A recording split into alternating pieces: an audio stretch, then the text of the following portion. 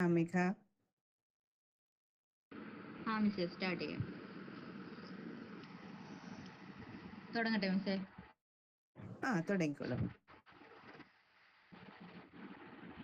SNM training college Moothakunnam literary ക്ലബ്ബും library readers ഫോറവും സംയുക്തമായി നടത്തിവരുന്ന പ്രതിവാര പുസ്തക നിരൂപണ പരിപാടിയായ വ്യാഴാഴ്ച വായനാഴ്ചയിലേക്ക് എല്ലാവരെയും സ്നേഹത്തോടെ ക്ഷണിക്കുന്നു. ആദ്യമേ തന്നെ ഈ പരിപാടിയിലേക്ക് ഏവരെയും സ്വാഗതം ചെയ്യുന്നതിനായി ഒന്നാം വർഷ BEd ഫിസിക്കൽ സയൻസ് വിദ്യാർത്ഥി ജോ പോളിനെ ക്ഷണിക്കുന്നു.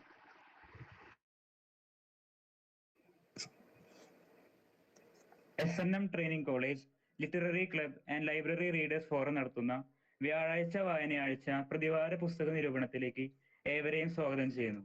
ആദ്യമായി SNM training college principal doctor Susmitha PS-നെയും സ്റ്റാഫ് കോർഡിനേറ്റേഴ്സ് ഡോക്ടർ KS കൃഷ്ണകുമാറിനെയും ഡോക്ടർ ഹീര KS-നെയും ഈ ഒരു പുസ്തക നിരൂപണ സായാഹ്നത്തിലേക്ക് സ്വാഗതം ചെയ്യുന്നു.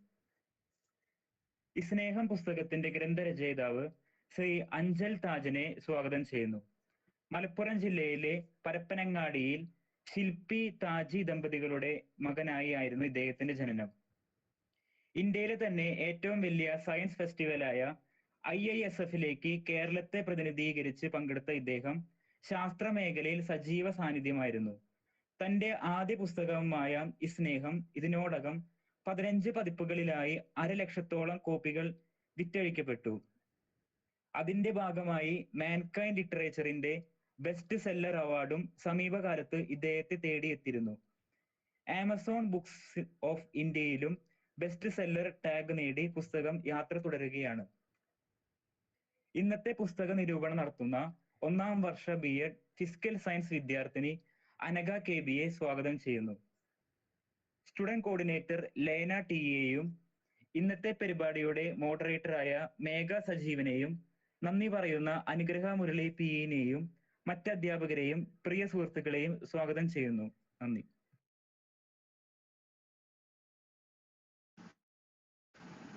നന്ദി ജോപ്പോൾ. കൊടുക്കൽ വാങ്ങലുകളിലല്ലാതെ ഭൂമിയിൽ നമുക്ക് ചുറ്റും സ്നേഹമുണ്ടെന്നും സ്നേഹിക്കാൻ മാത്രമല്ലാതെ ചുറ്റിലും സ്നേഹത്തിന് സാധ്യതകളുണ്ടെന്നും ഓർമ്മപ്പെടുത്തുന്ന സ്നേഹത്തിന്റെ പല വേരിയന്റുകൾ പരിചയപ്പെടുത്തുന്ന ഈ സ്നേഹം എന്ന പുസ്തകത്തെ പരിചയപ്പെടുത്തുന്നതിനായി ഒന്നാം വർഷ BEd ഫിസിക്കൽ സയൻസ് വിദ്യാർത്ഥിനിയായ അനഘയെ ക്ഷണിക്കുന്നു.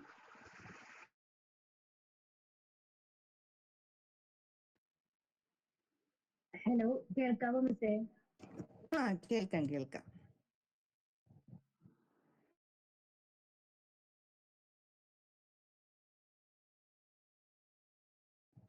അനഘ ഇപ്പോ മ്യൂട്ടായി. തുടങ്ങിക്കോളൂ കേട്ടോ. ഓക്കെ. നമസ്കാരം. ഇന്നൊരു സോഷ്യൽ മീഡിയ യുഗമായതുകൊണ്ട് തന്നെ ആദ്യമായി ഞാൻ ഈ പുസ്തകത്തെ പറ്റി അറിയുവാനും വായിക്കാനുമുള്ള ആഗ്രഹം ഉണ്ടായത് ഇൻസ്റ്റഗ്രാമിലൂടെയാണ്. കൂടാതെ എന്നെ ഈ പുസ്തകത്തിലേക്ക് ആകർഷിച്ചത് ഇതിന്റെ പേര് തന്നെയാണ്, ഈ സ്നേഹം. പേര് പോലെ തന്നെ വളരെ ലളിതമായ സ്നേഹത്തെ ഈ പുസ്തകത്തിൽ കാണാനാകും. പുതുതലമുറയിലെ പുസ്തകങ്ങളിൽ നിന്ന് ഈ സ്നേഹത്തെ വ്യത്യസ്തമാക്കുന്നത് അതിന്റെ ഒറിജിനാലിറ്റിയാണ്, അതിന്റെ ലളിതമായ ഭാഷയാണ്. ഇതിന്റെ എഴുത്തുകാരനായ അഞ്ചൽ താജിന്റെ ആദ്യ പുസ്തകമാണ് ഈ സ്നേഹം. അഞ്ചൽ താജ് മലപ്പുറം ജില്ലയിലെ പരപ്പനങ്ങാടിയിലെ ശില്പി താജി ദമ്പതികളുടെ മകനായി ജനനം. ഉപരിപഠന കാലയളവിൽ ചരിത്ര വിഷയങ്ങളിൽ കൂടുതൽ താല്പര്യം കണ്ടെത്തിയ അദ്ദേഹം തുടർന്ന് ഡൽഹി യൂണിവേഴ്സിറ്റിയിൽ നിന്ന് ഹിസ്റ്ററി ഓണേഴ്സിൽ ഫസ്റ്റ് ഡിവിഷനോട് കൂടി ബിരുദം. തന്റെ ആദ്യ പുസ്തകമായ ഈ സ്നേഹം ഇതിനോടകം 15 പതിപ്പുകളായി 1,00,000-ഓളം കോപ്പികൾ വിറ്റഴിക്കപ്പെട്ടു. അതിന്റെ ഭാഗമായി മാൻകൈൻഡ് ലിറ്ററേച്ചറിന്റെ ബെസ്റ്റ് സെല്ലർ അവാർഡും സമീപകാലത്ത് അഞ്ചൽ താജിനെ തേടിയെത്തി. ഡൽഹിയെ പശ്ചാത്തലമാക്കി എഴുതിയ പുസ്തകമാണ് ഈ സ്നേഹം. സ്വന്തം നാട് വിട്ട് അന്യനാട്ടിൽ പഠിക്കുന്ന ഒരു വിദ്യാർത്ഥിയുടെ ജീവിതത്തിൽ ഉണ്ടായ അനുഭവങ്ങളാണ് ഈ സ്നേഹം. പുതിയ കോളേജും പുതിയ താമസസ്ഥലവും പുതിയ കൂട്ടുകാരും സമ്മാനിച്ച ഓർമ്മകളെ സ്നേഹത്തിന്റെ രൂപത്തിൽ ഈ പുസ്തകത്തിൽ അഞ്ചൽ താജ് രേഖപ്പെടുത്തുന്നു. എന്റെ PG കാലഘട്ടത്തിൽ ഞാനൊരു ഹോസ്റ്റലറാണ്, ഇപ്പോൾ BEd-നും. ഇതിലെ ഓരോ അധ്യായവും വായിച്ചപ്പോൾ എനിക്ക് എന്റെ ജീവിതത്തിൽ ഉണ്ടായ ഒരുപാട് അനുഭവങ്ങളെ ഓർക്കാൻ സാധിച്ചു. എന്റെ ജീവിതത്തിൽ എനിക്ക് പലതരത്തിൽ സ്നേഹം പകർന്നു തന്ന ഒരു കൂട്ടം മനുഷ്യരെ ഞാൻ ഈ പുസ്തകത്തിലൂടെ ഓർത്തു. നമുക്ക് ചുറ്റും സ്നേഹം എപ്പോഴും ഉണ്ട്. നമുക്ക് എല്ലാവർക്കും ആരെങ്കിലുമൊക്കെ സ്നേഹിക്കാനും അതുപോലെ സ്നേഹിക്കപ്പെടാനും ഉണ്ടാകുന്നത് ഒരു ഭാഗ്യം തന്നെയാണ്. സ്നേഹം കൊണ്ടാണ് അല്ലെങ്കിൽ സ്നേഹത്താൽ ഓർമ്മിക്കപ്പെടുന്നവയാണ് പല ബന്ധങ്ങളും പ്രിയ ഇടങ്ങളും. സ്നേഹത്തിന് സ്ഥാനമില്ലാത്ത എടുത്ത് പല ബന്ധങ്ങൾക്കും തിരശ്ശീല വീഴുന്നു. ഓർമ്മയിൽ നിന്ന് തന്നെ അദൃശ്യമാവുകയും ചെയ്യുന്നു. അതെ, ഈ പുസ്തകത്തിൽ അദ്ദേഹം തുടങ്ങി വെക്കുന്ന ഒരു വാക്യം എന്നെ ഏറെ ചിന്തിപ്പിച്ചിരുന്നു. സ്നേഹത്തിന്റെ പല വേരിയന്റുകൾ. അത് എന്താണാവോ അങ്ങനെ ഉദ്ദേശിച്ചതെന്ന് പുസ്തകം വായിക്കുന്നതിന് മുന്നേ എനിക്ക് തോന്നിയിരുന്നു. ഒരു പക്ഷേ സ്നേഹത്തിന്റെ പല തലങ്ങൾ നമ്മൾ ചിന്തിച്ചിട്ടുണ്ടാകില്ല. അതുമല്ലെങ്കിൽ നമ്മുടെ ജീവിതത്തിൽ നാം കണ്ട മനുഷ്യരെയും അനുഭവങ്ങളെയും സ്നേഹത്തിന്റെ ഭാഷയിലൂടെ നോക്കിയിട്ടുമില്ല. ഈ പുസ്തകത്തിന്റെ ഓരോ അധ്യായം വായിക്കുമ്പോൾ നമ്മൾ ഓരോരുത്തർക്കും കഥാകൃത്ത് വേരിയന്റുകൾ എന്തെന്ന് വ്യക്തമാക്കുന്നുണ്ട്. സ്നേഹത്തിൽ പൊതിഞ്ഞ 11 അധ്യായങ്ങൾ അടങ്ങിയതാണ് ഈ സ്നേഹം, അല്ലെങ്കിൽ സ്നേഹത്തിന്റെ 11 രൂപാന്തരങ്ങൾ. ഓരോ അധ്യായവും തുടങ്ങുന്നത് സ്നേഹത്തിൽ ചാലിച്ച വാചകങ്ങളാണ്. അധ്യായങ്ങളുടെ അവസാനം ആ വാചകത്തിന്റെ പൂർണ്ണമായ അർത്ഥം നമുക്ക് മനസ്സിലാകുന്നു. ഞാൻ ഇതുവരെ ഡൽഹിയിൽ പോയിട്ടില്ല, പക്ഷേ ഡൽഹിയിൽ പോകാത്ത ഏതൊരാളെയും ഡൽഹിയിൽ കൊണ്ടെത്തിക്കുന്നതാണ് ഈ സ്നേഹം. തുക്ലംഗാബാദും അവിടുത്തെ കടകളും ആൾക്കാരും ഇത് വായിക്കുമ്പോൾ നമ്മുടെ മനസ്സിലൂടെ മിന്നിമായുന്നു. ഇതിലെ ഓരോ അധ്യായവും ഒന്നേ ഒന്ന് മികച്ചതാണ്. അതിനെ മികച്ചതാക്കുന്നത് അത് പറയുന്ന സ്നേഹത്തിന്റെ വിവിധ ഭാഷയാണ്.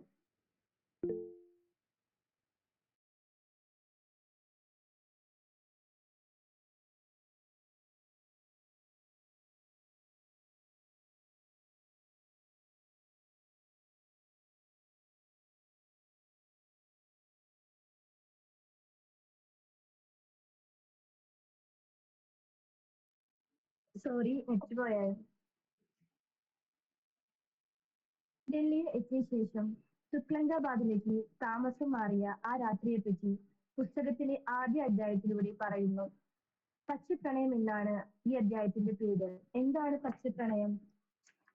അതെ, പുതിയ താമസ സ്ഥലത്തെ പൊടി പിടിച്ച ഏതോ താളുകളിൽ പച്ച മഷിയിൽ എഴുതി വെച്ച റാമിയുടെയും ജിയാന്റെയും ഒന്നാവാൻ പറ്റാത്ത പ്രണയത്തിൽ കഥാകൃത്ത് ഇവിടെ വായിച്ചെടുക്കുന്നു.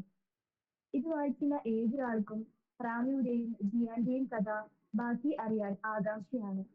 വ്യക്തത ഇല്ലാത്ത സ്നേഹം ഇവിടെ പച്ചമഷിയിൽ കൂടുതൽ സുന്ദരമാകുന്നു. വ്യക്തതയില്ലായ്മയാണ് സ്നേഹത്തെ കൂടുതൽ മനോഹരമാക്കുന്നതെന്ന് റാമിയുടെയും ജിയാന്റെയും പ്രണയത്തിലൂടെ അഞ്ജൽ ദാസ് പറയുന്നുണ്ട്. അടുത്തതായി ഞാൻ പറയാൻ ആഗ്രഹിക്കുന്നത് ഈ പുസ്തകത്തിലെ എനിക്ക് ഇഷ്ടപ്പെട്ട അധ്യായങ്ങളിലൊന്നായ സൗഹൃദത്തെ പറ്റിയാണ്. ആ അധ്യായം തുടങ്ങുന്നത് ഇങ്ങനെയാണ്: സൗഹൃദത്തിലോ പ്രണയത്തിലോ എന്തിലായാലും സ്നേഹിക്കുക എന്നതിന് അത്രയും ഭംഗിയായി ഓർമ്മിക്കുക എന്ന് കൂടി അർത്ഥമുണ്ട്. ഒരിക്കൽ കൂടി പറയാണ്: സൗഹൃദത്തിലോ പ്രണയത്തിലോ എന്തിലായാലും സ്നേഹിക്കുക എന്നതിന് അത്രയും ഭംഗിയായി ഓർമ്മിക്കുക എന്ന് കൂടി അർത്ഥമുണ്ട്. അതെ, ഒരാളെ നാം ഓർക്കുന്നതിനുള്ള കാരണം എന്താകും? അത് അയാൾ നൽകിയ സ്നേഹത്തിൽ നിന്നുമാണ്. നമ്മുടെ അച്ഛനെയും അമ്മയെയും വേണ്ടപ്പെട്ടവരെയും നാം ഓർക്കാത്ത ദിവസങ്ങളില്ല. കാരണം അവർ നൽകിയ സ്നേഹത്തിന്റെ കരുതലാണ്. പ്രത്യേകിച്ച് വീട്ടിൽ നിന്ന് മാറി പഠിക്കുന്ന എന്നെപ്പോലെ ഉള്ളവർക്ക് അവരുടെ സ്നേഹം ഒരു ചെറു കണ്ണീരായെങ്കിലും എപ്പോഴെങ്കിലും പുറത്തു വരാറുണ്ട്. ഈ അധ്യായത്തിൽ പറയുന്നത് ഡൽഹിയിലെ തെരുവോരങ്ങളിൽ വേശ്യയെടുക്കാൻ വരുന്ന കൂടാവാലയുടെയും അയാളുടെ നായ്ക്കുട്ടിയായ കുഞ്ഞിയുടെയും സൗഹൃദത്തിന്റെ കഥയാണ്. ആരും നോക്കിനിന്നു പോകും തരത്തിൽ മനോഹരമായ സൗഹൃദം മനുഷ്യരോട് കാഴ്ചവെക്കുന്നവരാണ് നായ്ക്കുട്ടികൾ. ഞാൻ ഇത് വായിക്കുമ്പോഴും അല്ലാതെയും എനിക്ക് ഏറ്റവും കൂടുതൽ മിസ് ചെയ്യുന്നത് എനിക്ക് എന്റെ വീട്ടുകാരോടൊപ്പം വീട്ടിലെ നായ്ക്കുട്ടികളെയാണ്. അതുകൊണ്ട് തന്നെ നായ്ക്കുട്ടികളെ വീട്ടിൽ വളർത്തുന്ന ഏതൊരാൾക്കും ഈ കഥ ഒരു വിങ്ങലാണ്. ഒരു തരി സ്നേഹത്തെ ഭക്ഷണമായി അവർക്ക് കൊടുത്താൽ നമ്മോടുള്ള സ്നേഹം ഒരാഴ്ച മുഴുവൻ വാലാട്ടി കാണിക്കുന്നു. നമ്മുടെ മരണശേഷവും തിരിച്ചു വരുമെന്ന വിശ്വാസത്തിൽ ആ കാത്തിരിപ്പും വാലാട്ടലും തുടരുന്നു. ശരിയാണ്, സ്നേഹിക്കുക എന്നതിന് ഓർക്കുക എന്നുകൂടിയുണ്ട്. കൂടാവാലയുടെയും കുഞ്ഞിയുടെയും നിർവചിക്കാൻ പറ്റാത്ത സ്നേഹബന്ധം ഒരു വിങ്ങലായി ഇവിടെ മാറുന്നു. ഇതിൽ പറയുന്ന പോലെ പൊടുന്നനെ മാഞ്ഞു പോകുന്ന ഓരോ മനുഷ്യർക്കും അവരെ ഓർക്കാൻ ഭൂമിയിൽ അവർ അവശേഷിച്ച സ്നേഹം ഉണ്ടാകും എന്ന പ്രത്യാശ. അതെ, സ്നേഹം മറ്റുള്ളവർക്ക് കൊടുക്കുന്നതിൽ നാം ആരും പിശു കാണിക്കരുതെന്ന് ഞാൻ ആഗ്രഹിക്കുന്നു. ചിലപ്പോൾ ആ സ്നേഹമായിരിക്കാം ദൈവത്തിന്റെ രൂപത്തിൽ നമ്മെ രക്ഷിക്കുന്നതും, അല്ലെങ്കിൽ ആ സ്നേഹമായിരിക്കാം ഭൂമിയെ നമുക്ക് ശേഷം നിലനിന്നുകൊണ്ട് നമ്മെ ഓർക്കുന്നത്. അടുത്ത അധ്യായം എല്ലാവർക്കും ഒരു പ്രചോദനമാകുമെന്ന് തോന്നിയിട്ടാണ് ഇവിടെ പറയുന്നത്. സ്നേഹം ചില മനുഷ്യർക്ക് മുറിവുകൾ സമ്മാനിക്കുന്നു, മറ്റു ചിലർക്ക് മുറിവുകൾ ഉണക്കാനുള്ള മരുന്നായി മാറുന്നു. ഈ അധ്യായത്തിൽ കഥാകൃത്ത് പറയുന്നത് മണാലിയിലേക്ക് പോകും വഴി ബസ്സിൽ വെച്ച് കണ്ട സിദ്ധാർത്ഥ് ശ്രീധർ എന്ന ജനറൽ സർജനെ പറ്റിയാണ്. ബസ്സിൽ വെച്ച് ഡീപ് സ്ലീപ്പിൽപ്പെട്ട യുവതിയെ രക്ഷിക്കാൻ സിദ്ധാർത്ഥ് CPR കൊടുക്കുന്നു. അതിലൂടെ ആ യുവതിയുടെയും യുവാവിന്റെയും പ്രണയത്തെ പുനർജീവിപ്പിക്കുന്നു. സ്വന്തം പ്രണയം നഷ്ടപ്പെട്ട് ഡിവോഴ്സിന്റെ വക്കിൽ നിൽക്കുന്ന സിദ്ധാർത്ഥ് തന്റെ പ്രവൃത്തിയിലൂടെ യുവതിയെ രക്ഷിച്ചുകൊണ്ട് മറ്റൊരു പ്രണയത്തിന് പ്രതീക്ഷ നൽകുന്നു.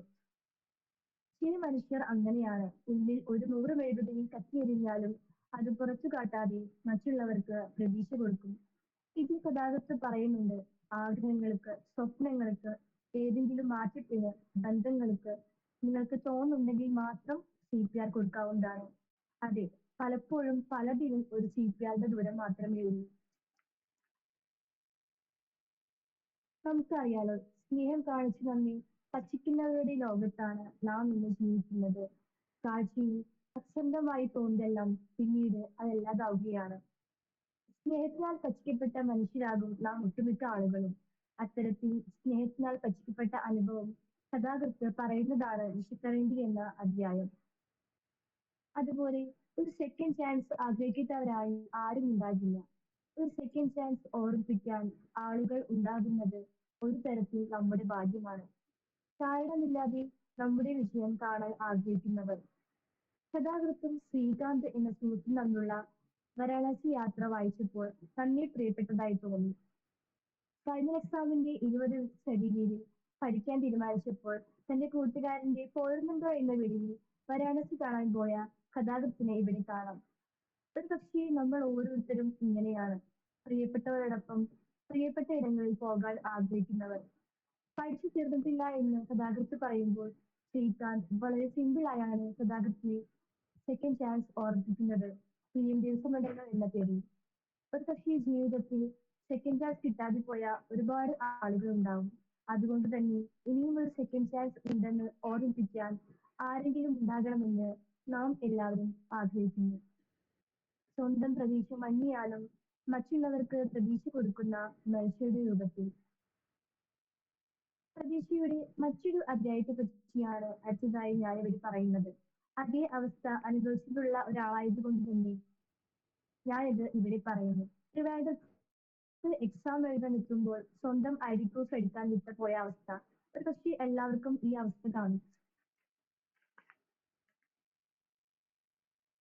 നിസ്സഹായനായി നിൽക്കുമ്പോൾ പ്രതീക്ഷയുമായി വരുന്ന അപരിചിതർ. അതാണ് ഈ അധ്യായം.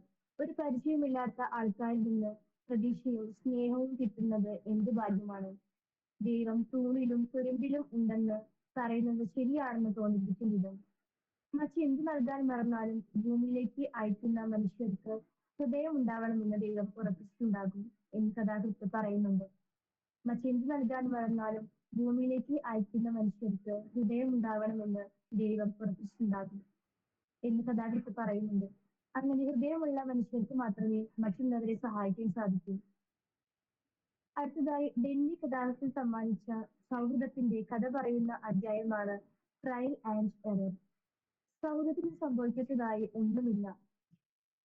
സൗഹൃദ വലയത്തിലുണ്ടാകുന്ന പ്രണയബന്ധങ്ങൾ നാം ആസ്വദിക്കുന്നവരാണ്. അതുപോലെ തന്നെ അതീവ ദുഃഖമുണ്ടാകുന്നതാണ് അവരുടെ വേർപിരിയലും. പ്രണയം ഇല്ലാതാകുമ്പോൾ ആ പ്രണയം സമ്മാനിച്ച പ്രിയപ്പെട്ട ഇടങ്ങളും ഓർമ്മയിൽ നിന്ന് അകന്നു പോകുന്നു. സൗഹൃദങ്ങൾക്കിടയിലെ പ്രണയവും വേർപിരിയലും നമ്മെ ബാധിക്കുന്നത് ഉദാഹരണമാണ് ട്രയൽ ആൻഡ് എറർ. അതുപോലെ പ്രണയം വിട്ടുകൊടുക്ക എന്ന സെയിം പ്ലേസിലേക്ക് പോകാതെ ചേർത്ത് നിർത്തിയ രാമകൃഷ്ണനെയും മാണിയെയും ഇവിടെ കാണാം. പ്രിയപ്പെട്ടതിനെ നഷ്ടപ്പെടാതിരിക്കാൻ ഏതറ്റം വരെയും പോകുന്ന മനുഷ്യർ കൂടിയുള്ള ലോകത്താണ് നാം ജീവിക്കുന്നത് എന്ന ഓർമ്മപ്പെടുത്തലാണ് ഇതിലെ ആ അധ്യായം. ഇതിലെ ഏറ്റവും എന്നെ ആകർഷിച്ച ഹെഡിങ് ലവ് എൻജർ എന്നുള്ളതാണ്. ലവുമായി ബന്ധപ്പെട്ട എന്തോ ഒന്നാണെന്ന് ഹെഡിങ്ങിലൂടെ മനസ്സിലായി. ഈ അധ്യായം എല്ലാ അധ്യായങ്ങളിൽ നിന്നും ഒന്ന് വേറിട്ട് നിൽക്കുന്നതാണ്. ഇതിൽ കഥാകൃത്ത് പറയുന്നുണ്ട്, ഒരു ലാവൻഡർ പൂ അതുമല്ലെങ്കിൽ നിങ്ങൾക്ക് ഇഷ്ടപ്പെട്ട ഒരു പൂവിന്റെ ഗന്ധത്തിൽ ഈ ഏടുകളെ വായിച്ചു തീർക്കുക എന്നത്. അധ്യായത്തിലെ ഓരോ വരികളും ഇത് യാഥാർത്ഥ്യമാവിധം തോൽപ്പിക്കുന്നതായിരുന്നു. അത്രയേറെ ആകാംക്ഷയായിരുന്നു ഇത് വായിച്ചപ്പോൾ. ഈ അധ്യായം നിങ്ങൾ ഓരോരുത്തരും വായിക്കണമെന്ന് ഞാൻ അതിയായി ആഗ്രഹിക്കുന്നു. അതുകൊണ്ട് തന്നെ കൂടുതലൊന്നും പറയുന്നില്ല. പലപ്പോഴും യാഥാർത്ഥ്യമല്ലാത്തത് നമ്മെ വേറൊരു ജീവിതത്തിലേക്ക് നയിക്കുന്നു. ജീവിതത്തിൽ ഒരു ചേഞ്ചൊക്കെ വേണമെന്ന് ആഗ്രഹിക്കുന്നവരാണ് നമ്മൾ. ആ ചേഞ്ച് ഒരുപക്ഷെ നമ്മൾ അറിയാതെ നമ്മളിലേക്ക് കടന്നു വരും. ജീവിതത്തിൽ നിങ്ങൾ ആഗ്രഹിക്കുന്ന നിറമുള്ള ലാവൻഡർ പൂക്കളുമായി ഒരു ലാവൻഡർ പെൺകുട്ടി നിങ്ങളിലേക്ക് വരുമായിരിക്കുമെന്ന് കഥാകൃത്ത് അവസാനം പറയുന്നുണ്ട്. ഞാനും അത് ആഗ്രഹിക്കുന്നു. ഇതിലെ അവസാന അധ്യായമാണ് ഇനിയും സ്നേഹിക്കേണ്ടവർ. നാട്ടിലേക്ക് വരുന്ന കഥാകൃത്തും ദയ എന്ന സുഹൃത്തിനെ കുറിച്ചുമാണ് ഈ അധ്യായം. പ്രിയപ്പെട്ട ഒരാൾ തന്നെ വിട്ടു പോയതറിയാതെ പ്രിയപ്പെട്ടതായിരുന്ന മറ്റൊരാളെ കാണാൻ പോകുന്ന ദയാലിനെ ഇവിടെ കാണുന്നു. മനുഷ്യന്റെ നിസ്സഹായാവസ്ഥ എത്രമാത്രം ഉണ്ടെന്ന് ഈ അധ്യായം പറയുന്നു. നമുക്ക് ചുറ്റുമുള്ളവരെ സ്നേഹിക്കാൻ ശ്രമിക്കുക, പരിഭവങ്ങളില്ലാതെ. നാളെ എന്താകുമെന്ന് നമുക്ക് അറിയില്ല. അതുകൊണ്ട് തന്നെ സ്നേഹിച്ചില്ലല്ലോ എന്ന കുറ്റബോധം നമുക്കുണ്ടാകരുത്. നമുക്ക് താങ്ങായും തണലായും നിൽക്കുന്ന നമ്മുടെ അച്ഛനെയും അമ്മയെയും നാം പലപ്പോഴും സ്നേഹിക്കാൻ മറക്കാറുണ്ട്. അവരോട് ഒരു സ്നേഹവാക്കെങ്കിലും നമുക്ക് പറയാൻ സാധിക്കണം. അത്രയേ അവർ ആഗ്രഹിക്കുന്നുള്ളൂ. അതുപോലെ നമുക്ക് നമ്മോട് തന്നെ സ്നേഹം ഉണ്ടാകണം. നമുക്ക് നമ്മൾ മാത്രമേ എന്നും ഉണ്ടാവുകയുള്ളൂ. സ്നേഹത്തിന്റെ ഭാഷയായ ഒരു ചെറു പുഞ്ചിരിയെങ്കിലും മറ്റുള്ളവർക്ക് കൊടുക്കാൻ നിങ്ങൾക്ക് സാധിക്കട്ടെ.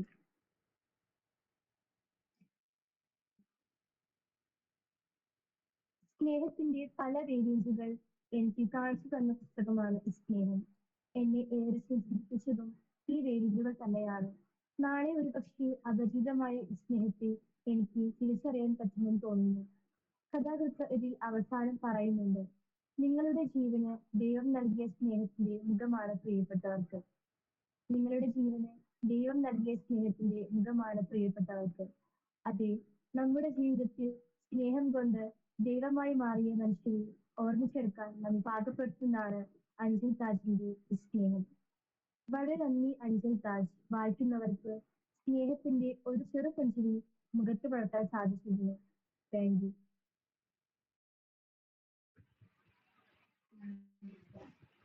അടുത്തതായി മലപ്പുറം സ്വദേശിയും ഡൽഹി യൂണിവേഴ്സിറ്റിയിൽ നിന്ന് ചരിത്ര വിഭാഗത്തിൽ ബിരുദവും ഇന്ത്യൻ ഇന്റർനാഷണൽ സയൻസ് ഫെസ്റ്റിവലിലേക്ക് കണ്ടന്റ് റൈറ്ററുമായ എഴുത്തുകാരൻ അഞ്ചൽ താജിനെ ഏറെ സന്തോഷത്തോടെ സംസാരിക്കുന്നത്.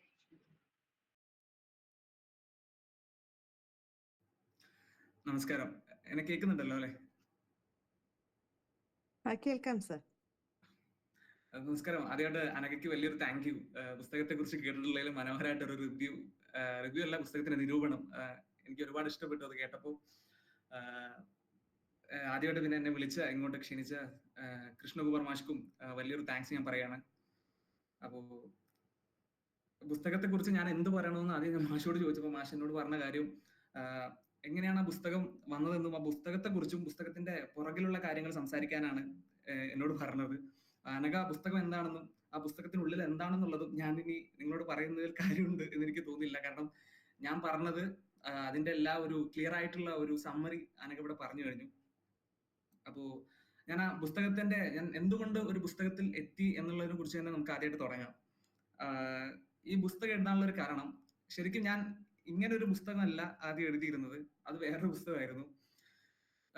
അങ്ങനെ ഈ മറ്റേ പുസ്തകവും ഞാൻ എഴുതിക്കൊണ്ടിരിക്കുന്നത് ഡൽഹിയിലെ തുഗ്ലക്കാബാദ്, ഞാനതിൽ പ്രതിപാദിച്ചിട്ടുള്ള അതേ സ്ഥലത്ത് ഇരുന്നിട്ടാണ്. ആ സമയത്ത് ഞാനൊരു NGO ആയിട്ട് കൊളാബ് ചെയ്ത് വർക്ക് ചെയ്തുകൊണ്ടിരിക്കുകയായിരുന്നു ഡൽഹിയിൽ, പഠിക്കുന്നുണ്ട് അങ്ങനെ. അപ്പോ ആ സമയത്ത് ഞാൻ ഒരു മൊത്തമായിട്ടുള്ള ഒരു നോവലാണ് എഴുതിക്കൊണ്ടിരുന്നത്. അപ്പൊ ഞാൻ ആദ്യമായിട്ട് എഴുതുന്നതുകൊണ്ട് തന്നെ ഈ നോവലിന്റെ ഒരു ഫ്ലോയില് പല പോർഷൻസിലായിട്ട് ഞാൻ തന്നെ നമ്മളൊരു സ്ട്രക്ക് എന്നൊക്കെ പറയും, നമ്മൾ റൈറ്റേഴ്സ് സ്ട്രക്ക് എന്നൊക്കെ പറയും, അതിലൂടെ ഇങ്ങനെ കടന്നു പോകും. നമുക്കൊരു ഇമോഷൻ ഒരു പർട്ടിക്കുലർ പോർഷൻ പുസ്തകത്തിൽ എഴുതുമ്പോൾ ആ ഒരു ഇമോഷൻ നമ്മൾ അങ്ങനെ തന്നെ ക്യാരി ചെയ്ത് കൊണ്ടുപോകണം. അല്ലാന്നുണ്ടെങ്കിൽ നമുക്ക് സെയിം ഇമോഷൻ നമ്മളെ വായനക്കാരിലേക്ക് കൊടുക്കാൻ പറ്റില്ല. അപ്പൊ ആ സമയത്ത് എനിക്ക് മനസ്സിലായി ഇതേ സംഭവമാണ് ഞാനൊരു എന്താ പറയാ മുഴുനീള നോവലോ അല്ലെങ്കിൽ മൊത്തം ഒരു കാര്യമോ ഒരാളോട് ഇരുന്നിങ്ങ് പറയുക. ഞാൻ ആ പുസ്തകം ഏകദേശം ഒരു 500-550 പേജോളം ഉണ്ട്. ഉടനെ അത് വരുന്നതായിരിക്കും. പക്ഷെ ആ ഒരു അത് എഴുതിക്കൊണ്ടിരിക്കുമ്പോൾ എനിക്ക് മനസ്സിലായി എനിക്ക് പറയാനുള്ള എന്താ പറയാ വലിയൊരു കഥ. അതിൽ പ്രണയം ഉണ്ടായിരിക്കും, രാഷ്ട്രീയം ഉണ്ടായിരിക്കും, എന്താ പറയാ പകയുണ്ടായിരിക്കും, കർമ്മയുണ്ടായി, അങ്ങനെ ഒരുപാട് ഒരുപാട് കാര്യങ്ങൾ അതിനകത്ത് ഉണ്ടായിരിക്കും. പക്ഷെ ഞാൻ പറയാനുള്ള ഒരു കാര്യം അത് മൊത്തം എന്റെ വായനക്കാർ കേൾക്കുക. അതിന് അവർക്ക് എന്ത് കിട്ടുന്നു എന്നുള്ളതിന്റെ വിഷയമല്ല. അങ്ങനെ അവർ പോകുന്നതിന് ഉപരിയായിട്ട് എനിക്ക് പറയാനുള്ളത് അവരോടും അവർക്ക് പറയാനുള്ളത് ഇടയ്ക്കൊക്കെ എന്നോടും പറയണം. അങ്ങനെ ഒരു പുസ്തകം എഴുതണം എന്നുള്ള ആഗ്രഹത്തിലാണ് ഞാൻ ഈ സ്നേഹം എന്നുള്ള പുസ്തകം എഴുതുന്നത്. അത് എത്രത്തോളം സക്സസ് ആയി എന്ന് എനിക്ക് അറിഞ്ഞൂടാ. പക്ഷെ എന്റെ ഇൻബോക്സിൽ വരുന്ന മെസ്സേജസിലൊക്കെ ചേട്ടൻ എന്നോട് സംസാരിക്കുന്ന പോലെ എനിക്ക് തോന്നി എന്നൊക്കെ പറയുമ്പോൾ എനിക്ക് ഒരുപാട് സന്തോഷമുണ്ട്. കാരണം ഞാൻ ആ പുസ്തകത്തിന്റെ ഉള്ളിലൊക്കെ ഇടയ്ക്കിടയ്ക്ക് വായിക്കുന്ന ആൾക്കാരോടും ചോദ്യം ചോദിക്കാൻ വേണ്ടിയിട്ടുള്ള ശ്രമങ്ങളൊക്കെ നടത്തിയിട്ടുണ്ട്. അപ്പോൾ അതായിരുന്നു പ്രധാനമായിട്ട് അങ്ങനത്തെ ഒരു പുസ്തകം. ഇങ്ങനെ ഇടയ്ക്കിടെ എന്നോട് ചോദിക്കും ഇത് നോവലാണോ, എന്താ പറയാ മറ്റേതെങ്കിലും തരത്തിലുള്ള കൃതിയാണോ, അങ്ങനെയൊക്കെ ചോദിക്കുമ്പോൾ ഞാൻ പറയും ഇത് മെമ്മോയർ ആണ്. കാരണം നമുക്ക് അങ്ങനത്തെ ഒരു ലാബിലെ നമുക്ക് പുസ്തകത്തിന് കൊടുക്കാൻ വേണ്ടി പറ്റൂ. പക്ഷെ കൂടുതലായിട്ടും ഈ പുസ്തകം നിങ്ങളോട് സംസാരിക്കുന്ന പുസ്തകമാണ്. ഇതില് എക്സ്ട്രാ ഓർഡിനറി ആയിട്ട് ഒന്നുമില്ല. ഇതൊരു വലിയ ത്രില്ലർ ഒന്നുമല്ല. നിങ്ങൾ വായിച്ച് വായിച്ച് വായിച്ച് അവസാനം മാത്രം കണ്ടെത്തേണ്ട ഒന്നും ഇതിനകത്തില്ല. ഇതിലുള്ള 11 ചാപ്റ്റേഴ്സ് ആണുള്ളത്. ഈ 11 ചാപ്റ്റേഴ്സിലും ഈ പുസ്തകം സംസാരിക്കുന്നത് മൊത്തം നിങ്ങളോടാണ്. പിന്നെ ഈയിടെയായിട്ട് എന്നോട് ഒരാൾ എനിക്ക് മെസ്സേജ് അയച്ചിട്ട് ചോദിച്ചു, ചേട്ടൻ്റെ ഒരു നന്മമരാണല്ലോ, ഇതിനകത്ത് ഫുള്ള് നന്മ മാത്രമേ ഉള്ളൂ. അപ്പോ നന്മ മാത്രമല്ല, അതിനകത്ത് കുറച്ച് എന്താ പറയുക നല്ലതല്ലാത്ത ക്യാരക്ടേഴ്സ് ഒക്കെ ഉണ്ട്. അപ്പോ അങ്ങനെയാണ് ഞാൻ ആ പുസ്തകം എഴുതാനുള്ള ഒരു ഇതിലേക്ക് എത്തിയത്. പിന്നെ ഇപ്പൊ പറഞ്ഞപ്പോഴും ഈ സ്നേഹം എന്നുള്ള പേരാണ് പറഞ്ഞത്. ശരിക്കും അവർക്ക് മനസ്സിലായിട്ടുണ്ടാവും, എന്നാലും ഞാൻ ഒന്നുകൂടെ പറയാണ്. ഈ പുസ്തകത്തിന്റെ പേര് ഇസ്നേഹം എന്നാണ്. ഹിന്ദിയിൽ അതിനർത്ഥം ഇതാണ് ഞങ്ങൾ എന്നൊരർത്ഥം. കാരണം ഇതിൽ ഉള്ള 11 മനുഷ്യരും ഒന്നല്ലെങ്കിൽ ഒരു തരത്തിൽ എന്നെ സ്വാധീനിച്ച ഒരു മനുഷ്യരാണ്. ചിലവരൊക്കെ എന്നെ സ്നേഹിച്ച് കടന്നുപോയ മനുഷ്യർ ഇതിനകത്തുണ്ട്. ഒരുപക്ഷെ ഇനി ഒരിക്കലും ഞാൻ കണ്ടുമുട്ടരുത് എന്ന് ആഗ്രഹിക്കുന്ന ചില മനുഷ്യർ അതിനകത്തുണ്ട്. ഇനി ഒരിക്കലും കണ്ടുമുട്ടില്ലല്ലോ എന്ന് ആലോചിച്ച് എന്നെ ഇപ്പോഴും സങ്കടപ്പെടുന്ന മനുഷ്യന്മാരും ഞാൻ ഇപ്പോഴും കണ്ടുമുട്ടാൻ ആഗ്രഹിക്കുന്ന ഒരുപാട് മനുഷ്യന്മാരും ഈ പുസ്തകത്തിനകത്തുണ്ട്. അപ്പൊ ഈ പുസ്തകത്തിന് ഒരു പേരിടാം, ഞാൻ മൊത്തം എഴുതി കണ്ടിട്ടാണ് ഈ പുസ്തകത്തിന് പേരിടാൻ വേണ്ടി ഇരിക്കുന്നത്. അപ്പോൾ ഈ പേരിടൽ ചടങ്ങ് ഒരു മാസത്തെ ചടങ്ങായിരുന്നു. അപ്പോൾ ഏത് പേരിടണം എന്ന് മനസ്സിലാവുന്നില്ല. കാരണം ഒരേ പേര് തന്നെ 20 പുസ്തകങ്ങളൊക്കെ ഉള്ള സമയമാണല്ലോ. അപ്പോൾ ഈ പേര് കാണുമ്പോൾ എനിക്ക് പറയാനുള്ളത് ഈ ഫസ്റ്റ് പേജിൽ ഈ പേരിലൂടെ തന്നെ ആൾക്കാർക്ക് മനസ്സിലാവണം എന്നൊരു നിർബന്ധം എനിക്കുണ്ടായിരുന്നു. അപ്പൊ അങ്ങനെയാണ് ഞാൻ ഈ സ്നേഹം എന്നുള്ളൊരു സംഭവം എന്റെ മനസ്സിനകത്തുണ്ട്. അപ്പോ അതും കണക്ട് ആവണം, ഹിന്ദിയും കണക്ട് ആവണം. ഞാൻ വല്ല എന്താ പറയുക പ്യാർന്നൊക്കെ എഴുതി പുസ്തകത്തിന് പേരിട്ട് കഴിഞ്ഞ് കഴിഞ്ഞാൽ അത് വല്ല ഹിന്ദി നോവലോ മറ്റോ ആണെന്നൊക്കെ കരുതി ആൾക്കാർ തള്ളിക്കളയും എന്നുള്ളൊരു ചിന്തയിലാണ് പിന്നെ ആലോചിച്ച് ഈ സ്നേഹം എന്നുള്ള പേരിട്ടത്. ഇപ്പൊ കൂടുതൽ ആൾക്കാരും പുസ്തകത്തെ പറ്റി ചർച്ച ചെയ്യുമ്പോഴും ആദ്യം പറയുന്നത് ആ പേരിനെ കുറിച്ചാണ്. അതും വലിയൊരു സന്തോഷം. പിന്നെ ഈ പുസ്തകം എഴുതുന്ന ആ സമയത്ത് എന്നെ സഹായിച്ച ഒരുപാട് മനുഷ്യന്മാരുണ്ട്. കൂടുതലും എന്റെ തുഗ്ലക്കാബാദിലുള്ള മനുഷ്യന്മാരാണ്. തുഗ്ലക്കാബാദിൽ ഞാൻ ആ പുസ്തകത്തിൽ എഴുതിയ ആളുകളൊക്കെ ഇപ്പോഴും അവിടെ ജീവിക്കുന്ന, ചിലവരൊക്കെ അവിടുന്ന് ജീവിച്ചു പോയ ആളുകളാണ് പുസ്തകത്തിൽ അത്രയേ ഉള്ളത്. അപ്പോൾ പുസ്തകത്തില് ഞാൻ നിങ്ങളോട് പറയാൻ ആഗ്രഹിക്കുന്ന, എന്റെ വായനക്കാരോട് പറയാൻ ആഗ്രഹിക്കുന്ന സ്നേഹവും വേണം, എന്റെ മനുഷ്യന്മാരും വേണം എന്നുള്ള ആ ഒരു ചിന്തയിലാണ് ഈ സ്നേഹം എന്നുള്ള പേരിലേക്ക് എത്തുന്നത്. പിന്നെ ഈ പുസ്തകത്തെ കുറിച്ച് എനിക്ക് പറയാനുള്ളത്, ഈ പുസ്തകം നമ്മൾ പൊതുവെ വായിച്ച് പഴകി ശീലമുള്ള ഒരു സ്വഭാവത്തിലുള്ള പുസ്തകമല്ല. ഇപ്പോ നമ്മളെ സമീപകാലത്ത് ഇറങ്ങിയ ഒരുപാട് മുഴുനീള നോവലുകളും ഇതൊക്കെ ഹിറ്റാവുന്ന സമയത്ത് എങ്ങനെയാണ് ഈ പുസ്തകം ഹിറ്റായെന്ന് ചോദിച്ചാൽ എനിക്ക് അറിഞ്ഞൂടാ. അത് എനിക്ക് തോന്നുന്നു നിങ്ങളൊക്കെ പറയുന്നത് കേൾക്കുമ്പോൾ നിങ്ങളോട് സംസാരിക്കുന്ന ആ പുസ്തകം ആളുകളോട് ഇന്ററാക്ട് ചെയ്യുന്ന ഒരു രീതി കൊണ്ട് മാത്രമാണെന്നാണ്. അതിന്റെ പേരിലാണ് എനിക്കിപ്പോ കൂടുതൽ വിമർശനങ്ങളും കേട്ടുകൊണ്ടിരിക്കുന്നത്. പുസ്തകത്തിൽ മലയാള സാഹിത്യമില്ല, അതില്ല എന്നൊക്കെ പറഞ്ഞ് എനിക്ക് ഒരുപാട് മെസ്സേജസ് വരുന്നുണ്ട്. പക്ഷെ അതിന്റെ ഇടയിലും എന്നെ സന്തോഷിപ്പിക്കുന്നത് ഇതുപോലെ കൃഷ്ണകുമാർ മാഷ് ഒക്കെ വെച്ച് നീട്ടുന്ന ഇതുപോലത്തെ മീറ്റിങ്ങുകളും ഇതുപോലത്തെ മനോഹരമായ റിവ്യൂകളൊക്കെയാണ്. അപ്പൊ അതിനൊക്കെ ഒരുപാട് നന്ദി. ഇതൊക്കെയാണ് എനിക്ക് പുസ്തകത്തിനെ കുറിച്ച് നിങ്ങളോട് പറയാനുള്ളത്. നിങ്ങൾ എന്തെങ്കിലും ചോദിക്കുകയാണെന്നുണ്ടെങ്കിൽ എനിക്ക് കുറച്ചുകൂടെ പറയാൻ എളുപ്പമായിരിക്കും. Thank you.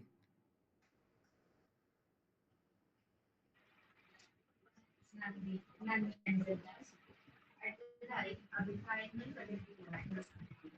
എല്ലാവർക്കും സംശയങ്ങളും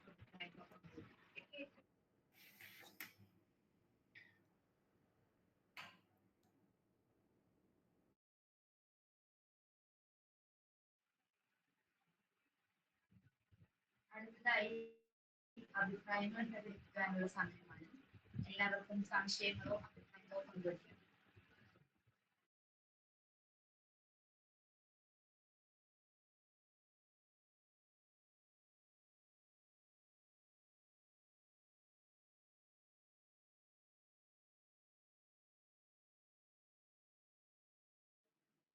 ഹലോ, കേൾക്കാവോ?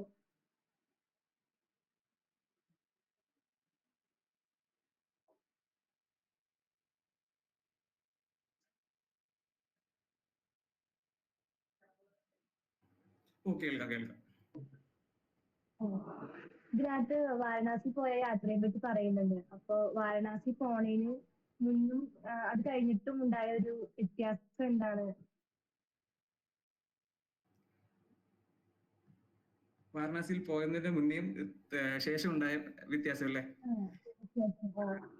ഞാൻ ഒരിക്കലും പുസ്തകം എഴുതണം എന്നുള്ളൊരു പർപ്പസിലല്ല ആദ്യമായിട്ട് വാരണാസിയിലേക്ക് പോകുന്നത്.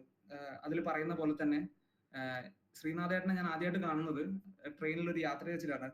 ഞാൻ എന്റെ ലീവ് കഴിഞ്ഞിട്ട് കുറച്ച് ലേറ്റ് ആയിട്ടാണ് അന്ന് തിരിച്ച് ഡൽഹിയിലേക്ക് വരുന്നത്. ആ സമയത്ത് ഒരു താടി മുടിയൊക്കെ നീട്ടി വളർത്തിയ ഒരാള് ഇങ്ങനെ കുറെ നേരം മിണ്ടാതിരിക്കുന്നു. അപ്പൊ ആ സമയത്ത് നമ്മളൊരു പൊതുവെയുള്ള ഒരു കൺസെപ്റ്റ് ഉണ്ടല്ലോ, ഈ താടി മുടിയൊക്കെ നീട്ടി വളർത്തിയ ഒരാൾ കുറെ നേരം ഇങ്ങനെ മിണ്ടാതിരിക്കുമ്പോൾ നമ്മളിങ്ങനെ നോക്കും, ഇത് ആരാ ഇത് ഇങ്ങനെ കുറെ നേരമല്ല. അപ്പൊ ഞാൻ അങ്ങനെ കുറെ നേരം പുള്ളി ശ്രദ്ധിക്കുന്നു.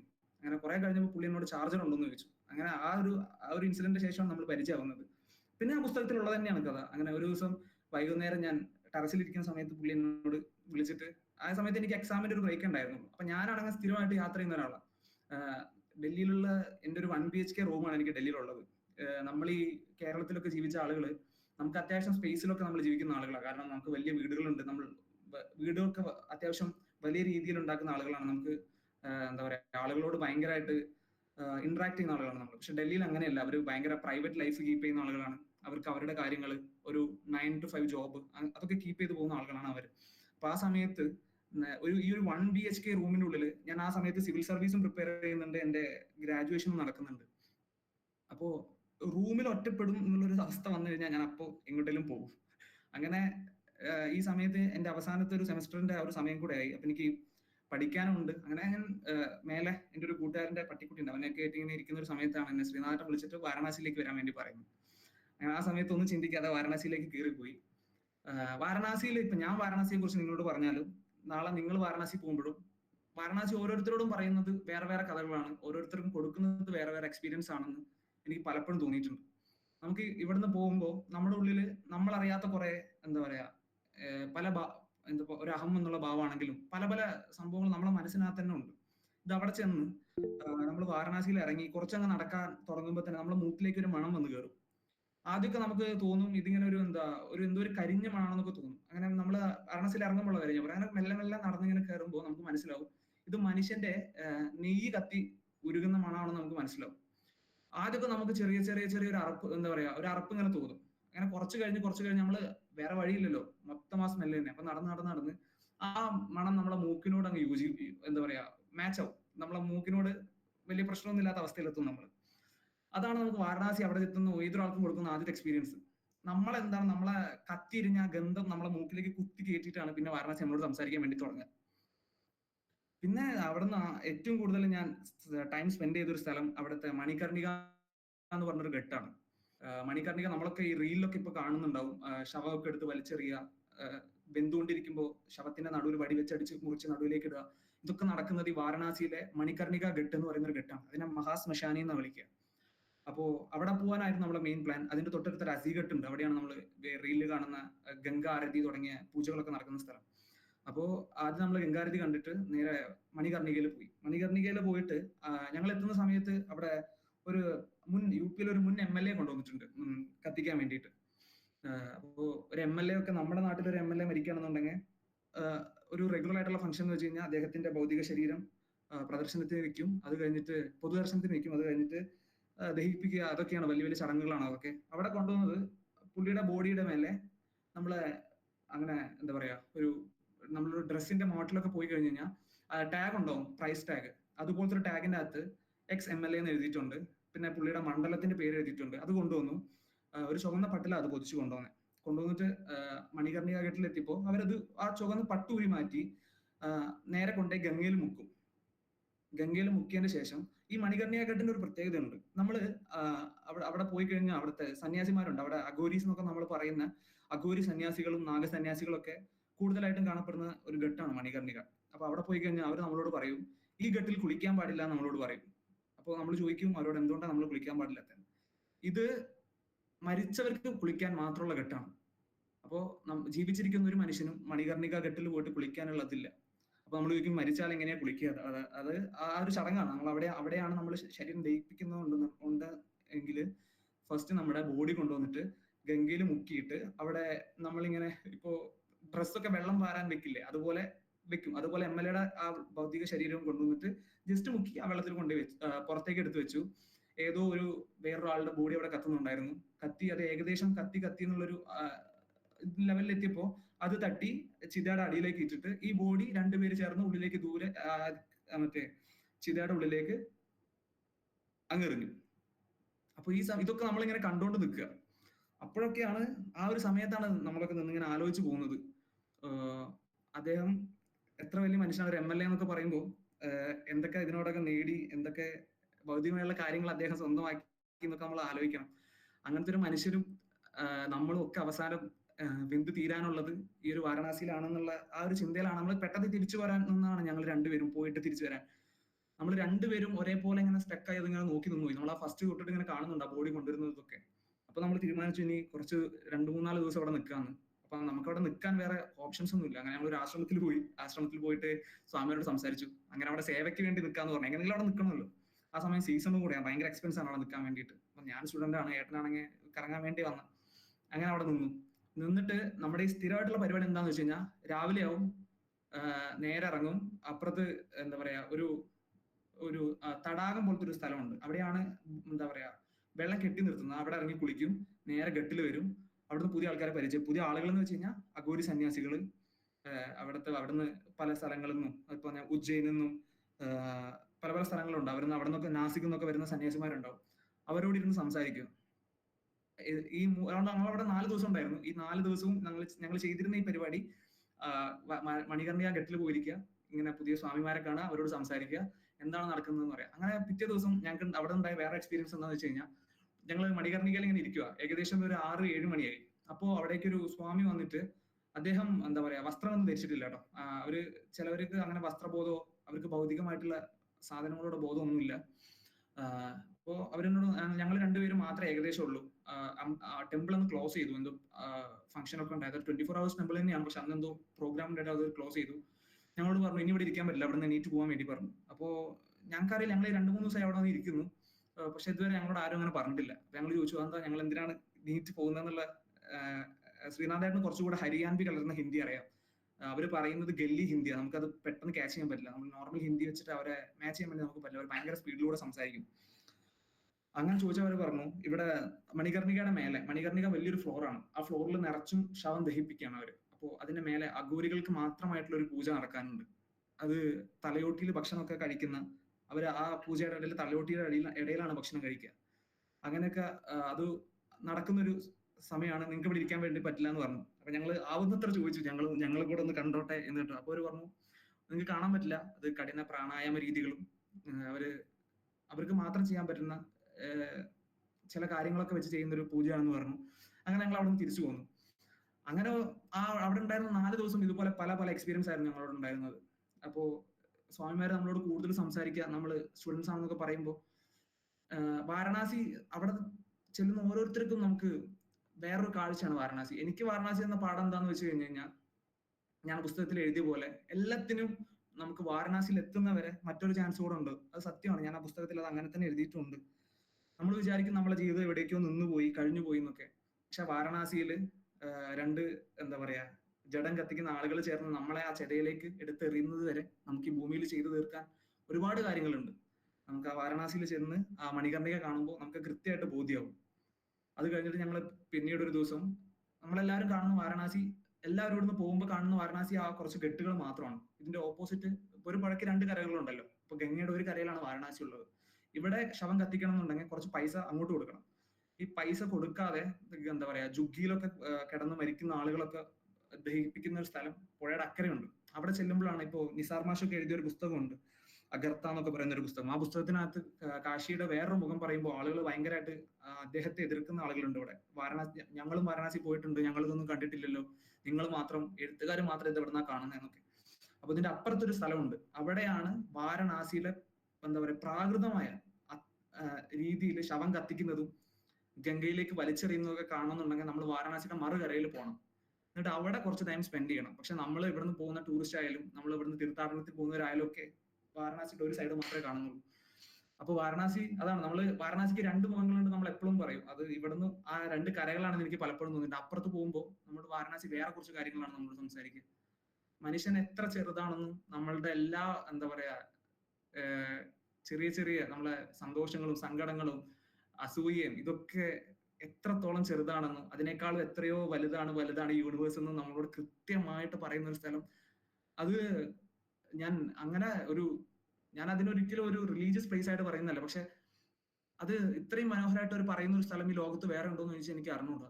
അവിടെ നമ്മൾ എത്ര നമ്മള് എങ്ങനത്തെ ഒരു മുൻവിധി കൊണ്ട് അവിടെ പോയാലും വാരണാസി നമ്മൾ അതൊക്കെ പൊളിച്ചെഴുതി നമ്മൾ പുതിയൊരു മനുഷ്യനാക്കി. നമ്മൾ നന്നാവുന്നൊന്നുമില്ല ഞാൻ പറയുന്നത്, പക്ഷെ നമ്മളുടെ ഇപ്പോൾ ഒരു ചിന്ത അതെന്താണോ നമ്മളെന്താണെന്ന് നമ്മളോട് എളുപ്പം നമുക്ക് മനസ്സിലാക്കണം എന്നുണ്ടെങ്കിൽ വാരണാസിയിൽ പോവാ, 2-3 ദിവസം അവിടെ സ്പെൻഡ് ചെയ്യുക.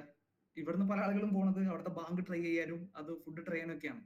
പക്ഷെ അവിടെ പോകേണ്ടത് ശരിക്കും അവിടുത്തെ ഗട്ടുകൾ ആസ്വദിക്കാനും അവിടുത്തെ ആളുകളോട് സംസാരിക്കാനും. അവിടെ ഒരുപാട് കാലമായിട്ട് താമസിക്കുന്ന ഫോറിനേഴ്സ് വരെ ഉണ്ട്. അവിടെയും നമ്മൾ നെല്ലിൽ പതിരുണ്ടെന്ന് പറയുന്ന പോലെ ചില എന്താ പറയുക ഫേക്ക് ആയിട്ടുള്ള സന്യാസിമാരൊക്കെ ഉണ്ട്. പക്ഷെ നമ്മളവിടെ 2-3 ദിവസം സ്പെൻഡ് ചെയ്യുമ്പോൾ നമുക്ക് നല്ല നല്ല ആളുകൾ അവിടെ മീറ്റ് ചെയ്യാൻ വേണ്ടി പറ്റും. അവരോടൊക്കെ സംസാരിക്കുമ്പോൾ നമുക്ക് ഉണ്ടാവുന്ന ഒരു കാഴ്ച അത് വേറെയാണ്. ഞാനിതിപ്പോ നിങ്ങളോട് പറഞ്ഞു, നാളെ നിങ്ങൾ ആരൊരാൾ അവിടെ പോയി കഴിഞ്ഞാലും നിങ്ങൾക്ക് കാണാൻ പറ്റുന്ന വാരണാസി അത് വേറെ ഒന്നായിരിക്കും. ഇതൊക്കെയാണ് വാരണാസിയുടെ മുന്നേയും പിന്നെയും എനിക്കുണ്ടായ മാറ്റങ്ങൾ.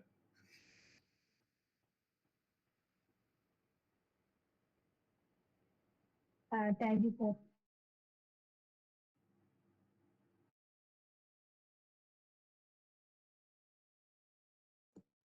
ഹലോ, നഖ വളരെ മനോഹരമായിട്ട് അത് പ്രസന്റ് ചെയ്തു.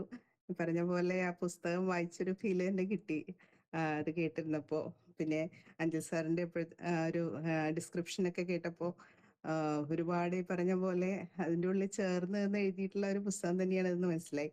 എനിക്ക് സാറിനോടാണ് ഒരു ചെറിയ ചോദ്യം ചോദിക്കാനുള്ളത്. ഇപ്പോൾ ഈ സ്നേഹത്തിന്റെ കാര്യം പറഞ്ഞ പോലെ ഈ സ്നേഹം എന്നുള്ളതാണല്ലോ ഹിന്ദി വാക്ക്.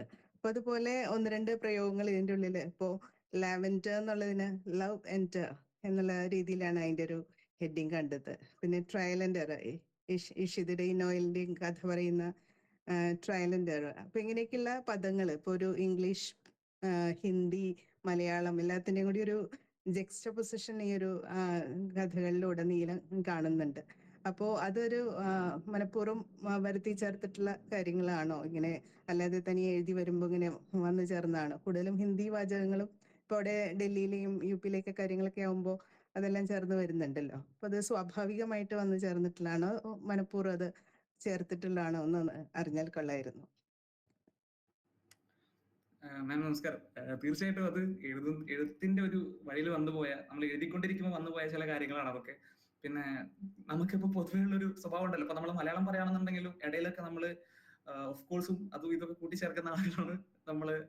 എനിക്കറിവിടെ എന്റെ കൂടെയുള്ള ആളുകളൊക്കെ അങ്ങനെയാണ്. അപ്പൊ നമുക്ക് പറഞ്ഞില്ലെങ്കിൽ ഒരു സുഖമില്ലാത്ത പോലെ. അപ്പൊ ഞാൻ എഴുതുമ്പോൾ ഒരിക്കലും എനിക്ക് ഇങ്ങനത്തെ ഒരു ലൈൻ പിടിക്കണമെന്നോ അല്ലെങ്കിൽ ഇങ്ങനത്തെ ഒരു രീതിയിൽ എഴുതണമെന്ന് വിചാരിച്ച് എഴുതിയതല്ല. ഞാൻ ഒരു കാര്യം എങ്ങനെയാണോ സംസാരിക്കുന്നത്, ഞാനൊരു മലപ്പുറത്തുകാരനാണ്. അപ്പോൾ എന്റെ കറക്റ്റ് ഭാഷ ഞാൻ എഴുതി കഴിഞ്ഞാൽ ആർക്കും മനസ്സിലാവില്ല. അങ്ങനെ ഡൽഹിയിൽ എത്തിയിട്ട് എനിക്ക് കുറച്ച് ഭാഷാശുദ്ധിയൊക്കെ വന്നപ്പോൾ ഞാൻ എങ്ങനെയാണോ സംസാരിക്കുന്നത് അതുപോലെ എഴുതിയൊരു പുസ്തകമാണത്. അപ്പോൾ ആ സമയത്ത് ആ പുസ്തകത്തിനകത്ത് വരുന്ന ട്രയൽ ആൻഡ് എറർ എന്നുള്ള ഒരു പോർഷൻ, അത് കഴിഞ്ഞിട്ട് ഞാൻ പറഞ്ഞ പോലെ ലവ് എൻഡർ എന്ന് എഴുതാനുള്ള മെയിൻ ആയിട്ടുള്ള കാരണം ആ പെൺകുട്ടി എനിക്ക് സ്നേഹം ഓർമ്മിപ്പിച്ചു പോയൊരു പെൺകുട്ടി എന്നുള്ള രീതിയിലാണ് ഞാൻ ആ കുട്ടി അവിടെ പ്രസന്റ് ചെയ്യുന്നത്. അപ്പോൾ ആ സമയത്ത് ലാവൻഡർ എന്നാണ് നമ്മൾ ആ പൂവിനെ വിളിക്കുന്ന പേര്. അപ്പോൾ ഞാൻ ആ സമയത്ത് ആളുകൾക്ക് ടൈറ്റിലൂടെ തന്നെ കുറച്ചുകൂടെ ക്ലാരിറ്റി കിട്ടാൻ വേണ്ടിയിട്ടാണ് ഞാൻ അതിന് ലവ് എൻഡർ എന്നുള്ള പേര് കൊടുത്തത്. പിന്നെ ട്രയൽ ആൻഡ് എറർ എന്ന് പറഞ്ഞ ആ ഒരു പേരിന്റെ പിന്നിൽ വലിയൊരു കഥയുണ്ട്. ഡൽഹിയിൽ ഞാൻ നിന്നിരുന്നത് LC ആൻഡി തോമസ് അങ്കിൾ എന്ന് പറയുന്ന 2 പേരുടെ ഫ്ലാറ്റിനകത്താണ്. അവരുടെ മകൻ അലൻ എന്റെ ക്ലോസ് ഫ്രണ്ട് ആയിരുന്നു ഡൽഹിയിലെ. അലനെ കുറിച്ച് ഞാൻ ആ പുസ്തകത്തിൽ പറയുന്നുണ്ട്. അപ്പൊ ഈ സമയത്ത് LC ആൻഡിക്ക് തോമസ് ഒരു ചെറിയൊരു കഥയാണത്. LC ആൻഡിക്ക് തോമസ് അങ്കിളും അവർക്ക് ആകെ ഒരു മകനേ ഉള്ളൂ, അലനാണ്. അങ്ങനെ LC ആൻഡിക്ക് തോമസ് അങ്കിളും മദ്യം കഴിക്കുന്നത് തീരെ ഇഷ്ടമല്ല. അങ്ങനെ തോമസ് അങ്കിള് പൊതുവെ വല്ലാണ്ട് സംസാരിക്കുന്ന ഒരാളല്ല. പക്ഷെ പുള്ളിക്ക് ഇങ്ങനെ 2 അകത്ത് നിന്ന് കഴിഞ്ഞാൽ പുള്ളി ഭയങ്കര ഫിലോസഫിക്കലാവും. അപ്പൊ നമ്മൾ ഒരുമിച്ച് മേലൊക്കെ ഇരുന്നിട്ട് പുള്ളി കഴിക്കും, അങ്ങനെ ഞങ്ങളോട് സംസാരിക്കും. ഞാനും അലനും പുള്ളി ഉണ്ടാവും. അപ്പോൾ അവർക്ക് ഇങ്ങനെ നമ്മളെ കേരളത്തിലെ സംസ്കാരമല്ലല്ലോ, അവർക്ക് അവരുടെ വേറെ കൾച്ചറാണ് അവര് അവരുടെ എന്താ പറയാ പ്രൈവറ്റ് സ്പേസിൽ അവർ മദ്യം വിളമ്പുകയും കഴിക്കുകയൊക്കെ ചെയ്യും. അങ്ങനെ അവരോട് സംസാരിച്ചുകൊണ്ടിരിക്കുന്ന സമയത്ത് അങ്കിൾ ചില പ്രയോഗങ്ങളൊക്കെ നടത്തും. ഞാനത് അങ്കിളിനെ ഉദ്ധരിച്ച് തന്നെ ഞാൻ പുസ്തകത്തിൽ അത് എഴുതിയിട്ടുണ്ട്. അപ്പോ അങ്കിൾ അങ്ങനെ ഒരു ടോക്കിന്റെ ഇടയിൽ പറഞ്ഞൊരു കാര്യമാണ് ട്രയൽ ആൻഡ് എറർ. അതിൽ ഞാൻ അങ്കിൾ പ്രണയത്തെ കുറിച്ച് പറഞ്ഞൊരു കാര്യം ഞാൻ അതിൽ എഴുതിയിട്ടുണ്ട്. ഡൽഹിയിൽ ഉണ്ടാകുന്ന പ്രണയങ്ങൾ അധികവും നമുക്ക് മീൻസ് മല്ലൂസിനെ പ്രത്യേകിച്ച് കുറച്ചുകൂടെ ഡൽഹിയിലുള്ള ആളുകളൊന്നും ഡൽഹിയിലുള്ള ആളുകളല്ല. അവരൊക്കെ ഒരു സ്ഥലത്തുനിന്ന് കുടിയേറി വന്നവരാണ്. ഡൽഹിക്കാർ അപ്പൊ നമ്മൾ പറയും നമ്മൾ കേരളക്കാരാണ്. അപ്പൊ നമ്മൾ കേരളത്തിൽ ജീവിക്കുന്ന ആളുകളാണ്. ഡൽഹിയിൽ അങ്ങനത്തെ ഒരു എന്താ പറയാ പോപ്പുലേഷൻ ഇല്ല. ഡൽഹി പണ്ട് തൊട്ടേ ഒരു ക്യാപിറ്റൽ സിറ്റി ആയതുകൊണ്ട് പഴയകാല എന്താ പറയാ തലസ്ഥാന നഗരങ്ങൾക്കൊന്നും അവരുടേതായ ഒരു പോപ്പുലേഷൻ ഉണ്ടാവില്ല. അവരൊക്കെ അതിന്റെ ഔട്ടർ സ്പേസിൽ നിന്ന് ഒന്നുകിൽ ട്രേഡിനായിട്ടോ അല്ലെങ്കിൽ അവരുടെ ബിസിനസ് നടത്താനോ അല്ലെങ്കിൽ പല അഡ്മിനിസ്ട്രേറ്റീവ് കാര്യങ്ങളൊക്കെ വന്നിട്ട് താമസിക്കുന്ന ഒരു സ്ഥലം. അപ്പൊ ഡൽഹിയിൽ പണ്ട് തൊട്ടേ അങ്ങനത്തെ ഒരു പോപ്പുലേഷൻ ഇല്ലാത്തതുകൊണ്ട് തന്നെ അധികം ആളുകളും കുടിയേറി പാർക്കുന്നവരാണ്. അപ്പൊ അങ്കിൾ ഒരു ദിവസം ഇങ്ങനെ നമ്മൾ സംസാരിച്ചുകൊണ്ടിരിക്കും. അങ്കിൾ പല പല ടോപ്പിക് എടുത്തിടും. അങ്കിളിന് കുറച്ചങ്ങോട്ട് ഉള്ളിലോട്ട് കയറി കഴിഞ്ഞാൽ അങ്ങനെ ആ സമയത്ത് അങ്കിൾ പറഞ്ഞൊരു കാര്യമാണത്. ഡൽഹിയിൽ ഉണ്ടാവുന്ന പ്രണയങ്ങൾ അധികവും ട്രയൽ ആൻഡ് എറർ ആണ്. അപ്പൊ അതെനിക്ക് ഭയങ്കര സ്ട്രൈക്ക് ചെയ്തു. പിന്നെ ഞങ്ങൾ അതിൽ കുറച്ച് കാര്യങ്ങളൊക്കെ പറയുന്നുണ്ട്. ഡൽഹി നടുവിൽ ഇല്ലാതായി കഴിഞ്ഞു കഴിഞ്ഞാൽ അതവിടെ തീരും. ഡൽഹി എത്ര കാലം നിങ്ങൾക്കിടയിൽ ഡൽഹി ഉണ്ടോ അതുവരെ നിങ്ങൾക്കിടയിൽ ആ ഒരു കണക്ഷനും കാര്യങ്ങളൊക്കെ ഉണ്ടായിരിക്കും. ഡൽഹി എവിടെ എപ്പോ നിങ്ങളെ ഉള്ളിൽ നിന്ന് അത് മാഞ്ഞു പോകുന്നു ആ സമയത്ത് നിങ്ങളുടെ ആ ഒരു പ്രണയോ ഇനിയിപ്പോ റിലേഷൻ എന്ത് പേരിട്ടാ വിളിക്കുക അത് മാഞ്ഞു പോകുന്ന ഞങ്ങളന്ന് പറഞ്ഞു നിർത്തി. അന്നത് വെറുതെ പറഞ്ഞായിരുന്നെങ്കിൽ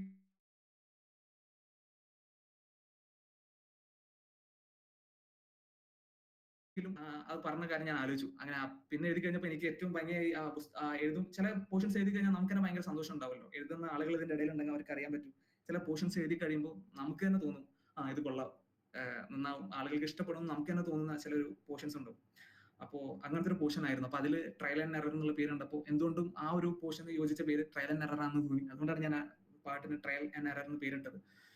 പിന്നെ തീർച്ചയായിട്ടും ഞാൻ ചില എഴുതിങ്ങ് പോകുമ്പോൾ ചില സ്ഥലത്ത് ഞാൻ നമ്മള് കറക്റ്റ് മലയാളം വേർഡ് ഉപയോഗിച്ച് കഴിഞ്ഞാൽ ആ ഒരു ഫ്ലോ ഒന്ന് ലോ ആയി പോകും. പിന്നെ ഞാൻ എഴുതുന്നത് അധികം ഒരു സാഹിത്യമായിട്ടുള്ള ഒരു പോപ്പുലർ സാഹിത്യത്തിലാണ് ഞാൻ പുസ്തകം മൊത്തം എഴുതിയിട്ടുള്ളത്. അപ്പോ ഞാൻ അത് കുറച്ചുകൂടെ അങ്ങനെ എഴുതി കഴിഞ്ഞു കഴിഞ്ഞാൽ ഞാൻ ഒരു കുറച്ചുകൂടെ സാഹിത്യവൽക്കരിച്ചത് എഴുതി കഴിഞ്ഞു കഴിഞ്ഞാൽ അത് മോശമൊന്നുമല്ല ഞാൻ പറയുന്നത്. പക്ഷെ ഞാൻ പോയിക്കൊണ്ടിരിക്കുന്ന ഒരു ഫ്ലോ അത് കുറച്ച് വേരിയേഷൻസ് വരും. അപ്പൊ ഞാൻ അത് ഒരിക്കലും ഉണ്ടാവരുത് എന്നുള്ള രീതിയിലാണ് ഞാൻ ഡയറക്റ്റ് ആയിട്ട് അത് അങ്ങനെ തന്നെ എഴുതിയത്. മാം ചോദിച്ച ചോദ്യത്തിന് എനിക്ക് മറുപടി തരാൻ പറ്റിയെന്ന് ഞാൻ വിശ്വസിക്കുന്നു. Thank you. തീർച്ചയായിട്ടും സർ, വളരെ വിശദമായി തന്നെ കിട്ടി. പിന്നെ എനിക്കിതിൽ ഓരോ കഥകളും വളരെ ഇഷ്ടപ്പെട്ടു. വ്യത്യസ്തമായ കഥകളാണ്. ഒറ്റയിരുപ്പിന് തന്നെ വായിച്ചു തീർത്തു എന്ന് പറയാം. അതില് പറഞ്ഞ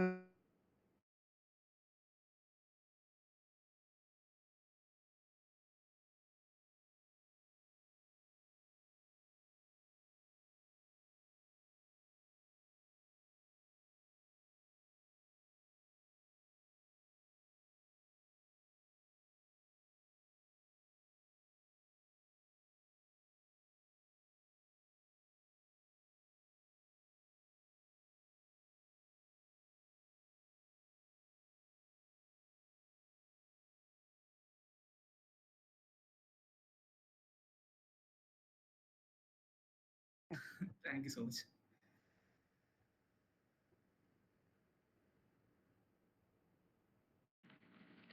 സാർ, ഈ പുസ്തകം എഴുതുന്നതിന് വേണ്ടി എത്ര സമയം എടുത്തിട്ടുണ്ടാവും?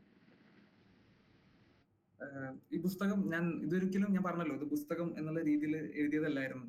ഞാൻ ഒരു എക്സാമിന് പ്രിപ്പയർ ചെയ്യുന്നുണ്ട്. സിവിൽ സർവീസ് എന്നാണ് എക്സാമിന്റെ പേര്. അപ്പോൾ ഈ എക്സാമിന്റെ ഒരു സ്വഭാവം എന്ന് വെച്ച് കഴിഞ്ഞാൽ എല്ലാവർക്കും അറിയുന്നതാണല്ലോ, ഇപ്പൊ നമ്മുടെ അവിടെ സിവിൽ സർവീസ് ഭയങ്കരമായിട്ട് ഇതുള്ളതാണ്. അപ്പോ ഇപ്പോ കുറെ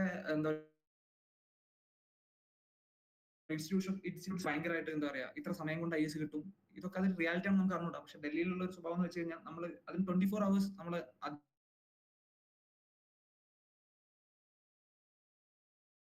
അതിലേക്ക് ഒരു ഇന്ത്യൻ ഒരു ഹിസ്റ്ററി സൊസൈറ്റിയാണത്.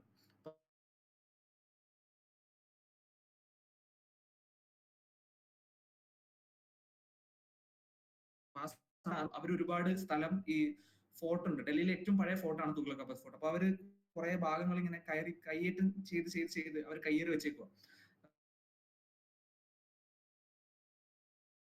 അപ്പോ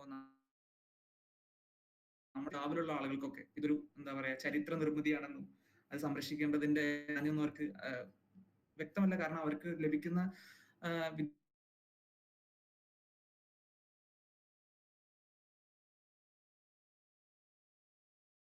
വിദ്യാഭ്യാസം അതിനകത്ത് ഒരു പോണ്ടുണ്ട്. ഈ പോണ്ട് ഇതിനെ ചുറ്റിപ്പറ്റി ഒരുപാട് കഥകളൊക്കെ ഉണ്ട് കേട്ടോ. അപ്പൊ ആ പോണ്ട് എങ്ങനെ നമുക്ക് തിരിച്ചു കൊണ്ടുവരാൻ വേണ്ടി പറ്റും, അതെങ്ങനെ തുഗ്ലക്കാബാദിലെ ജനങ്ങൾക്ക് അവിടെ വെള്ളത്തിന് ഭയങ്കര സ്കാർസിറ്റി ഉണ്ട്. അപ്പൊ ആ സമയത്ത് അവർക്ക് എങ്ങനെ അത് ഒരു നന്നാക്കി കഴിഞ്ഞ് കഴിഞ്ഞാൽ എങ്ങനെ അവർക്ക് വാട്ടർ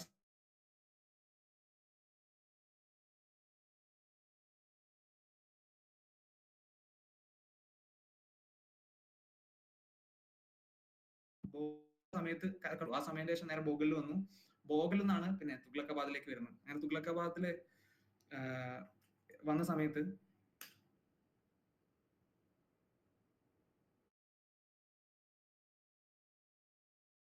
ഹലോ കേൾക്കാലോ അല്ലേ? കേൾക്കാം സർ. അങ്ങനെ തുഗ്ലക്കാബാദിൽ വന്ന സമയത്ത് പിന്നെ തീരെ അവിടെയൊക്കെ ബോഗലൊക്കെ കുറച്ചുകൂടെ മലയാളീസ് ഉണ്ട്. അങ്ങനെ അവിടെയൊക്കെ കുറച്ചുകൂടെ മലയാളീസ് ഉണ്ട്. അപ്പോൾ തുഗ്ലക്കാബാദിൽ വന്ന ശേഷം തീരെ ആളുകളോട് കോണ്ടാക്ട് ഇല്ലാതായി. ആ ഒരു 1 BHK റൂമും അതിനകത്ത് ഇരുന്ന് പഠിക്കുക, പുറത്തിറങ്ങി കഴിഞ്ഞ് കഴിഞ്ഞാൽ നമുക്ക് ഈ വർക്ക് ചെയ്യാനുള്ള ടൈം ഉണ്ടാവും. അവിടെ ഉദയം മുതൽ നമുക്ക് വർക്ക് ചെയ്യാൻ വേണ്ടി പറ്റില്ല. അവിടെ പാസ്സൊക്കെ എടുത്ത ആളുകൾ കാണാൻ വരികയും അതിന്റെ പിന്നെ അവിടെ ഇപ്പോഴും നമ്മുടെ archaeological survey of India excavations ഒക്കെ നടത്തുന്നുണ്ട്. അപ്പൊ ആ സമയത്ത് നമുക്ക് അവിടെ ചെയ്യാൻ വേണ്ടി പറ്റില്ല. പിന്നെ നമുക്ക് ചെയ്യാൻ പറ്റുന്ന ഒരു ആകെയുള്ള ഒരു ടൈം 6 to 7. അപ്പൊ അതിന്റെ ബാക്കിൽ അവിടെ കുറച്ച് അവര് പൊതുവെ പാടി നടക്കുന്ന നമ്മുടെ നാട്ടിലൊക്കെയുള്ള പോലത്തെ ഒരു പ്രേത കഥയൊക്കെ അതിന്റെ പുറകിലുണ്ട്. അപ്പൊ ആ സമയത്ത് അങ്ങനെ അങ്ങോട്ട് പോകുന്നതും ആളുകൾ സമ്മതിക്കില്ല. പിന്നെ അതിൻ്റെ ഉള്ളിൽ നിന്നൊക്കെ ഇറങ്ങി വരുന്നത് കണ്ടു കഴിഞ്ഞാൽ തന്നെ ആളുകൾ നമ്മളൊരു സംശയത്തോടൊക്കെ നോക്കും. എന്താണ് അതിൻ്റെ ഉള്ളിൽ നിന്നുള്ള രീതിയിലൊക്കെ ആളുകൾ നോക്കി കാണുന്ന ഒരു സ്ഥലമാണ്. അപ്പോൾ അതിനു വേണ്ടിയായിരുന്നു അവിടെ പോയത്. അങ്ങനെ ഈ സമയത്ത് നമ്മൾ ആളുകളോട് തീരെ സംസാരിക്കാതെ ഇരുന്ന് കഴിഞ്ഞ് കഴിഞ്ഞാൽ ഞാൻ കൂടുതൽ ആളുകളോട് സംസാരിക്കുന്നതും ഭയങ്കര ഇടപെടുന്ന ഒരാളാണ്. അപ്പൊ എനിക്ക് അവിടെ ഇങ്ങനെ കുറച്ച് ആദ്യമൊന്നും പ്രശ്നമില്ലായിരുന്നു. കാരണം നമ്മള് ക്ലാസ് ഉണ്ട്, ഇത് കഴിയുന്നുണ്ട്. പക്ഷെ ഈ ഗല്ലി ജീവിതം കുറച്ച് ടഫാണ് നമ്മൾ മലയാളീസിന് ജീവിച്ചു തീർക്കാൻ വേണ്ടിയിട്ട്. കാരണം അതൊരു 1 BHK റൂം, അവിടെ ലൈറ്റ് ഇട്ടില്ലെങ്കിൽ രാവിലെയും പകലും നമ്മൾ അറിയില്ല. അത്ര ഇരുട്ടായിരിക്കും അതിനകത്ത്. പിന്നെ ഒരു തണുപ്പുണ്ട്. തണുപ്പ് എന്ന് വെച്ച് കഴിഞ്ഞാൽ നമ്മൾ ഈ തണുപ്പ് കാലത്തും ഈ നമ്മൾ ഈ പുലർച്ചൊക്കെ അനുഭവിക്കുന്ന ഒരു തണുപ്പ് അത് വേറെ. ഈ ബിൽഡിങ്ങുകളെല്ലാം കൂടെ തിങ്ങി ചേർന്നിട്ട് ഇതിന്റെ ഫ്ലോർ മേലത്തെ ഇതിനിടയിലുള്ള ബിൽഡിങ്സിന്റെ അപ്പർ ഫ്ലോർസിലൊക്കെ അനുഭവപ്പെടുന്ന ഒരു പ്രത്യേക തരം തണുപ്പുണ്ട്. നമ്മളൊരു എന്താ പറയാ ഒരു ഭ്രാന്തനാക്കുന്ന പോലത്തെ ഒരു തണുപ്പാണത്. നമ്മൾ അവിടെ ഒരു ഒറ്റപ്പെടലും ആ ഒരു തണുപ്പും മീൻസ് നമ്മളോട് സംസാരിക്കാൻ ആരുമില്ല. നമ്മൾ ചുറ്റും കേൾക്കുന്നതും ഒന്നും നമുക്ക് പരിചയമില്ലാത്ത സൗണ്ട് നമ്മൾ വായിക്കുന്നതൊന്നും മൊത്തം ഹിന്ദി ബോർഡുകളും കാര്യങ്ങളൊക്കെ ആകുമ്പോൾ ഞാൻ ചെല്ലുന്ന സമയത്തുള്ള കാര്യമായിട്ട് പറയുന്നത്. അപ്പോൾ നമുക്ക് മൊത്തം ഒരു ഒറ്റപ്പെടൽ ഫീൽ ചെയ്യും. ആ സമയത്താണ് ഞാൻ ചെറുതായിട്ടൊക്കെ ഇങ്ങനെ എഴുതാൻ വേണ്ടി തുടങ്ങിയത്. അങ്ങനെ അപ്പോൾ എന്റെ മനസ്സിലുണ്ടായിരുന്ന വേറെ പുസ്തകമായിരുന്നു. അങ്ങനെ ഈ സമയത്ത് ഞാൻ ട്രാവൽ ചെയ്യുന്ന എക്സ്പീരിയൻസും കണ്ടുമുട്ടുന്ന ആളുകളെ കുറിച്ചൊക്കെ വെറുതെ എഴുതി വെക്കും. അങ്ങനെ എഴുതി വെച്ച ചില ഭാഗങ്ങളാണിത്. അങ്ങനെ മൊത്തമായിട്ട് ഞാൻ പറയുന്നുണ്ടെങ്കിൽ ഈ പുസ്തകം എഴുതി തീർക്കാൻ വേണ്ടിയിട്ട് 2 വർഷം എടുത്തു. 2 വർഷത്തിനിടയിൽ ഞാൻ പറഞ്ഞ പോലെ ഞാൻ മറ്റേ പുസ്തകം ഇത്തിരി അവിടെ ഇവിടെയൊക്കെ എഴുതിയിട്ട് വെക്കുന്നുണ്ട്. അപ്പൊ എന്റെ ഒരു സ്വഭാവം വെച്ച് കഴിഞ്ഞാൽ ഞാൻ എഴുതാൻ വേണ്ടി എഴുതുന്ന ഒരാളല്ല. എനിക്ക് എപ്പോഴാണ് എഴുതാൻ തോന്നുന്നത്, ഇപ്പോ കളിയാക്കാൻ എന്നുള്ള പറയുന്നത് നമ്മൾ ഈ പ്രസവ വേദന എന്ന് പറഞ്ഞൊരു സാധനം ഉണ്ടല്ലോ. ഞാൻ ഒരിക്കലും നമുക്ക് അതിനോടൊന്നും കമ്പയർ ചെയ്യാൻ പോലും പറ്റില്ല. പക്ഷെ എന്നാലും പറയാം, നമുക്ക് എഴുതിയേ മതിയാവൂ എന്ന് തോന്നുന്നൊരു പോയിന്റ് ഒക്കെ ഉണ്ടാവും. എഴുതുന്ന ആളുകൾക്ക് അറിയാം. അപ്പൊ ആ പോയിന്റിൽ മാത്രം എഴുതുന്ന ഒരാളാണ്. എഴുതാൻ വേണ്ടി ഇരുന്ന് കഴിഞ്ഞാൽ അത് നമ്മൾ ഫേക്ക് ചെയ്യുന്ന പോലെയാണ്. നമ്മൾ എഴുതാൻ വേണ്ടി എഴുതിയതും ഇപ്പൊ എന്റെ പുസ്തകം എഡിറ്റ് ചെയ്ത ഒരാളുണ്ട്, അജിലേട്ടൻ. ഈ പുസ്തകത്തിൽ നമ്മൾ എഴുതി തീർന്ന സമയത്ത് 13 കഥകളുണ്ടായിരുന്നു ഈ പുസ്തകത്തിൽ. അങ്ങനെ എന്റെ കൂടെ എന്റെ ഒരു ചേട്ടനുണ്ട്, അജൽ എന്ന പേര്. പുള്ളി എന്റെ കസിനാണ്. പുള്ളി അത്യാവശ്യം നന്നായിട്ട് പുസ്തകം വായിക്കുന്ന ആളാണ്. ഞാൻ അത്ര നല്ലൊരു വായനക്കാരനല്ല, പക്ഷെ പുള്ളി നന്നായിട്ട് പുസ്തകം വായിക്കും. അപ്പോ പുള്ളിയാണ് ഈ പുസ്തകം എഡിറ്റ് ചെയ്യുന്ന സമയത്ത് ഞാൻ ഈ 11 പുള്ളി വായിച്ചു.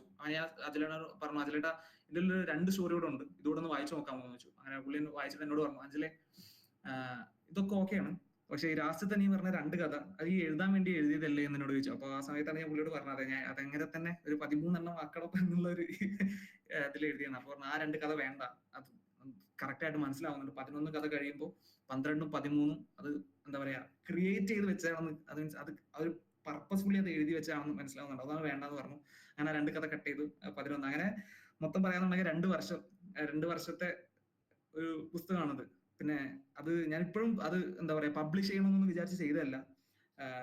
എങ്ങനെയൊക്കെയോ അത് പുസ്തകം ആയി വന്നൊരു ഇതാണത്. ഞാൻ ഒരിക്കലും പ്രതീക്ഷയില്ല ഇതൊക്കെ ഞാൻ ഇത് ഇങ്ങനത്തെ ഒരു പുസ്തകമാവുമെന്നോ ഇതിങ്ങനെ എന്താ വരുമെന്നും ഞാൻ പറഞ്ഞല്ലോ വേറൊരു പുസ്തകം എന്റെ മനസ്സിലുണ്ടായിരുന്നെങ്കിലും ഇതങ്ങനെ വിചാരിച്ചതല്ല.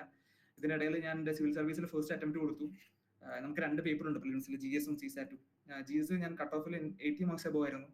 പക്ഷെ CSAT എനിക്ക് 0.5 മാർക്സിന് എന്റെ കട്ട് ഓഫ് അത് ജസ്റ്റ് ക്വാളിഫയിങ് പേപ്പറാണ്, അതെനിക്ക് മിസ്സായി പോയി.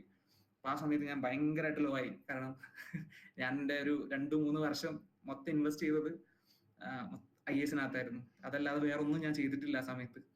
എനിക്ക് എന്റെ ഫ്രണ്ട്സ് ഇല്ലായിരുന്നു, എന്റെ സർക്കിൾസ് ഒക്കെ കുറഞ്ഞു. ഞാൻ ജീവിച്ചിരിപ്പുണ്ടോ എന്ന് പോലും ആളുകൾക്ക് സമയമുണ്ടായി. ഞാൻ എന്റെ വീട്ടിലൊരു പ്രോഗ്രാംസിന് വരാറില്ലായിരുന്നു. ഞാൻ എല്ലതും മീൻസ് ഞാൻ അത് ഒരു സമയം എന്തെങ്കിലും പഠിച്ചുകൊണ്ടിരിക്കുമ്പോൾ നമുക്ക് ഞാൻ കോളുകൾ അറ്റൻഡ് ചെയ്ത് കുറെയൊക്കെ എന്റെ മിസ്റ്റേക്ക് കൊണ്ട് തന്നെ എനിക്ക് മിസ്റ്റേക്ക് എന്ന് വെച്ച് കഴിഞ്ഞാൽ ഞാൻ അങ്ങനെ അതിനൊരു കാരണം ഞാൻ കടന്നു പോകുന്ന ഒരു എന്താ പറയുക എക്സാമിന്റെ ഒരു സ്വഭാവം കൂടെയാണ്.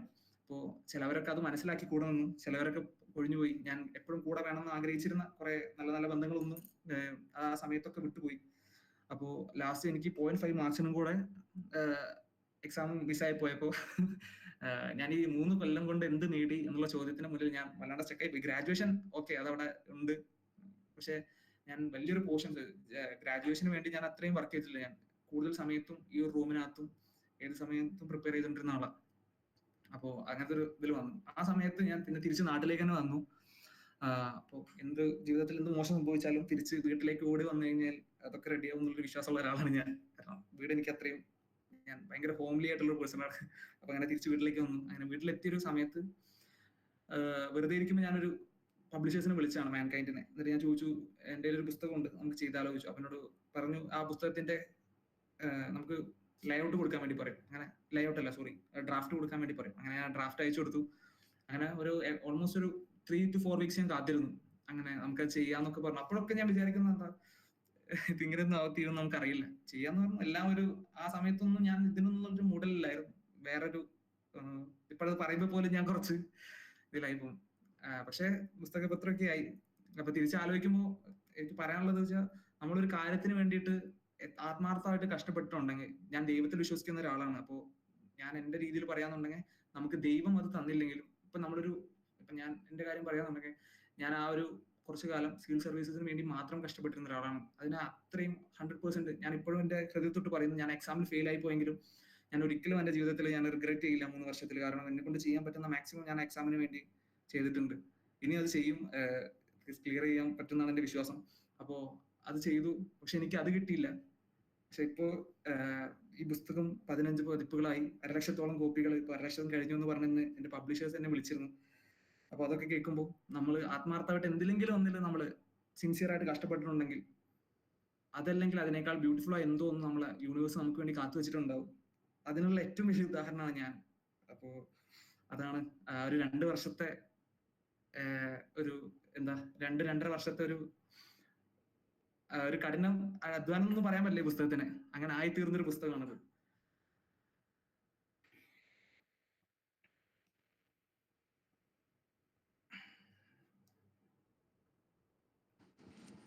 നന്ദി സാർ. ഇനി ആർക്കെങ്കിലും സംശയങ്ങളോ എന്തെങ്കിലും അഭിപ്രായങ്ങളോ പറയാനുണ്ടോ?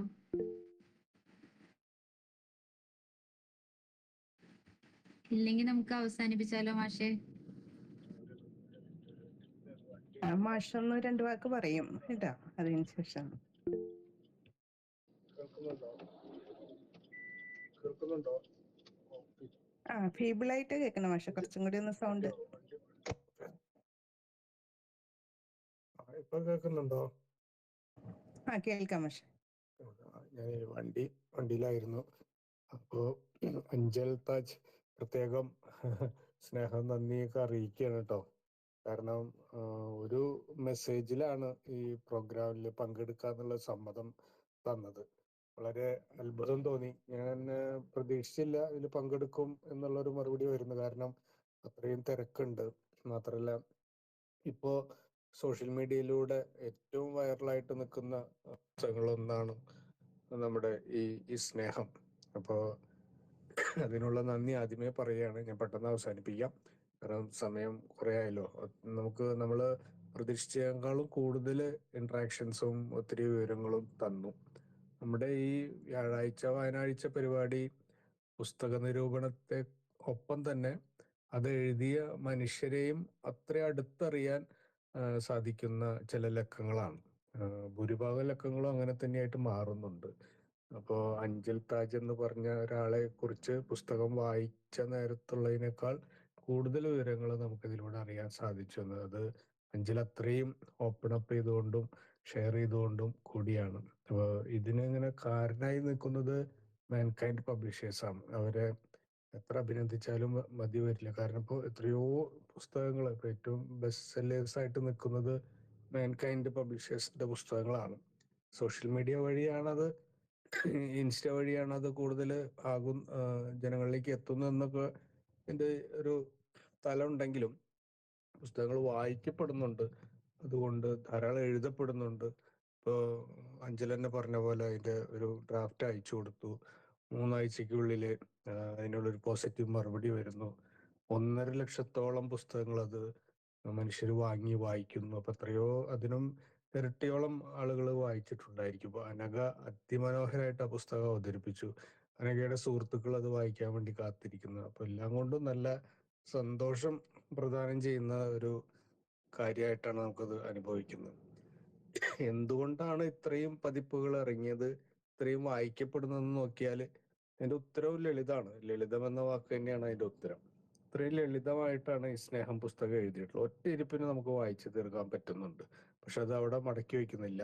പിന്നെയും പിന്നെയും നമ്മളത് എടുത്തു വായിക്കുന്നുണ്ട്. ഇപ്പൊ നേരത്തെ ഹീര ടീച്ചർ പറഞ്ഞ പോലത്തെ ആ ചാപ്റ്റേഴ്സൊക്കെ, അതുപോലെ പ്രത്യേകം എടുത്ത് പറഞ്ഞ ട്രയൽ ആൻഡ് എറർ എന്നൊക്കെ പറഞ്ഞ അത്തരം ഇടങ്ങളൊക്കെ നമ്മൾ വീണ്ടും വായനയ്ക്ക് ഉപകരിക്കുന്നുണ്ട്. ഇത് പ്രചോദിപ്പിക്കുന്ന ഒരു പുസ്തകമാണ്. ഇത് കഥയാണോ നോവലാണോ ഓർമ്മക്കുറിപ്പാണോ എന്നൊന്നും കൃത്യമായി പറയാൻ പറ്റാത്ത, പുതിയ കാലത്ത് ഇങ്ങനെയുള്ള ഡിസ്കോഴ്സിന്റെ ഒരു സ്വഭാവവിശേഷങ്ങളൊക്കെ മാറിക്കൊണ്ടിരിക്കുന്ന ഒരു കാലമാണ്. അപ്പൊ അതില് ഇത് നല്ലവണ്ണം നമ്മളെ മോട്ടിവേറ്റ് ചെയ്യുന്ന ഒരു പുസ്തകമായിട്ടാണ് എനിക്ക് അനുഭവപ്പെട്ടത്. യാത്ര ചെയ്യാനും പ്രവാസം അനുഭവിക്കാനൊക്കെ ഒരു താല്പര്യം, വാരണാസി പോകാനും ഒക്കെ നമ്മളെ പ്രേരിപ്പിക്കുന്ന, ജീവിക്കാനും പലതരം സ്നേഹങ്ങളെ മനസ്സിലാക്കാനും സ്നേഹങ്ങളുടെ പല ഡയമെൻഷൻസിൽ നിന്ന് പാഠങ്ങൾ ഉൾക്കൊള്ളാനൊക്കെ ഈ പുസ്തകം പുതിയ തലമുറയെയും പഴയ തലമുറയും ഒക്കെ സ്വാധീനിക്കുന്നത് ഉറപ്പാണ്. എഴുത്ത് ഒരു തെറാപ്പി ആയതിന് നല്ല ഉദാഹരണങ്ങളാണ് പുതിയ കാലത്തെ പുസ്തകങ്ങൾ. എഴുതിയതിന് മുമ്പുള്ള അഞ്ചലല്ല എഴുതിയതിന് ശേഷമെന്ന് കൃത്യമായി പറയുകയുണ്ടായി. അപ്പൊ നിമ്നയും അതുപോലെ പലപ്പോഴും പറഞ്ഞിട്ടുള്ളതാണ്. എല്ലാ എഴുത്തുകാരും ഇപ്പോൾ ഒരു തെറാപ്പിയുടെ ഭാഗമായിട്ട് എഴുത്തിനെ സ്വീകരിക്കുന്നുണ്ട്. മാത്രമല്ല അത് വലിയ രീതിയിൽ മറ്റുള്ളവർക്കും ഒരു പ്രചോദനമായിട്ട് മാറുന്നുണ്ട്. അഞ്ചല് ചെയ്ത പ്രവർത്തനങ്ങൾ വളരെ മാനവികമായിട്ടുള്ള കാര്യങ്ങളാണ്. മനുഷ്യരെ അറിയുകയായിരുന്നു, അല്ലെ, കാണുന്ന ആളുകളോടൊക്കെ അടുക്കുന്നുണ്ടായിരുന്നു. ഒരു മൗനത്തിന് അപ്പുറം നിന്നിട്ട് നല്ലവണ്ണം മറ്റുള്ളവരെ നിരീക്ഷിച്ച് അവരിലേക്ക് ഇറങ്ങി അത് തന്നിലുണ്ടാക്കിയിട്ടുള്ള ഇമ്പാക്ട്സ് ഒക്കെ നമുക്കിങ്ങനെ മനോഹരമായിട്ട് വിവരിച്ചിരിക്കുകയാണ്. ഇതിന് ഇനി ഒരുപാട്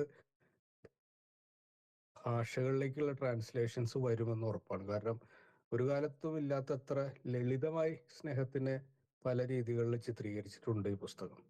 അപ്പോൾ ഇത്രയും ഒരു പ്രതിഭയായിട്ടുള്ള ഒരു സ്കോളറായിട്ടുള്ള ഒരാള് ഇത്രയും ലളിതമായി, ഇത്രയും ശുദ്ധമായി, ഇത്രയും ഒരു ട്രാൻസ്പെറന്റ് ആയിട്ട് സംസാരിക്കുന്ന പുസ്തകം ആ രീതിയിൽ ഇങ്ങനെ കാണാൻ സാധിച്ചു. ഇപ്പൊ നേരിട്ട് നമ്മളൊരു ഫോട്ടോഗ്രാഫ് കണ്ട സ്ഥലത്തിനെ നേരിട്ട് കണ്ട ഒരു പ്രതീതിയാണ് ഇത്ര നേരവും നമ്മൾ ആസ്വദിച്ചത്.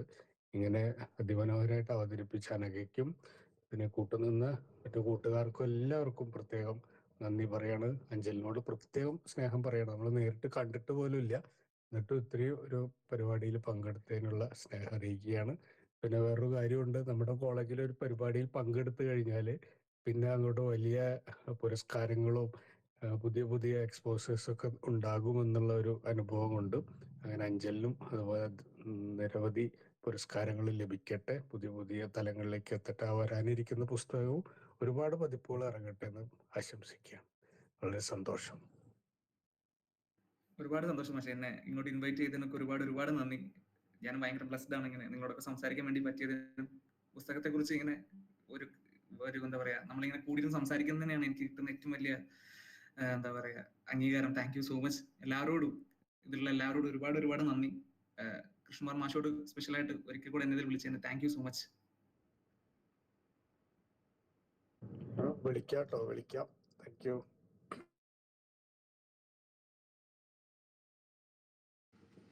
സാറിനോട് ഒത്തിരി സ്നേഹം അറിയിക്കുകയാണ്. ഈ ഒരു പരിപാടിക്ക് ഔപചാരികമായി നന്ദി പ്രഖ്യാപിക്കുന്നതിനായി 1ാം വർഷ ഫിസിക്കൽ സയൻസ് വിദ്യാർത്ഥിനി അനുഗ്രയെ ക്ഷണിക്കുന്നു. കേൾക്കാമോ?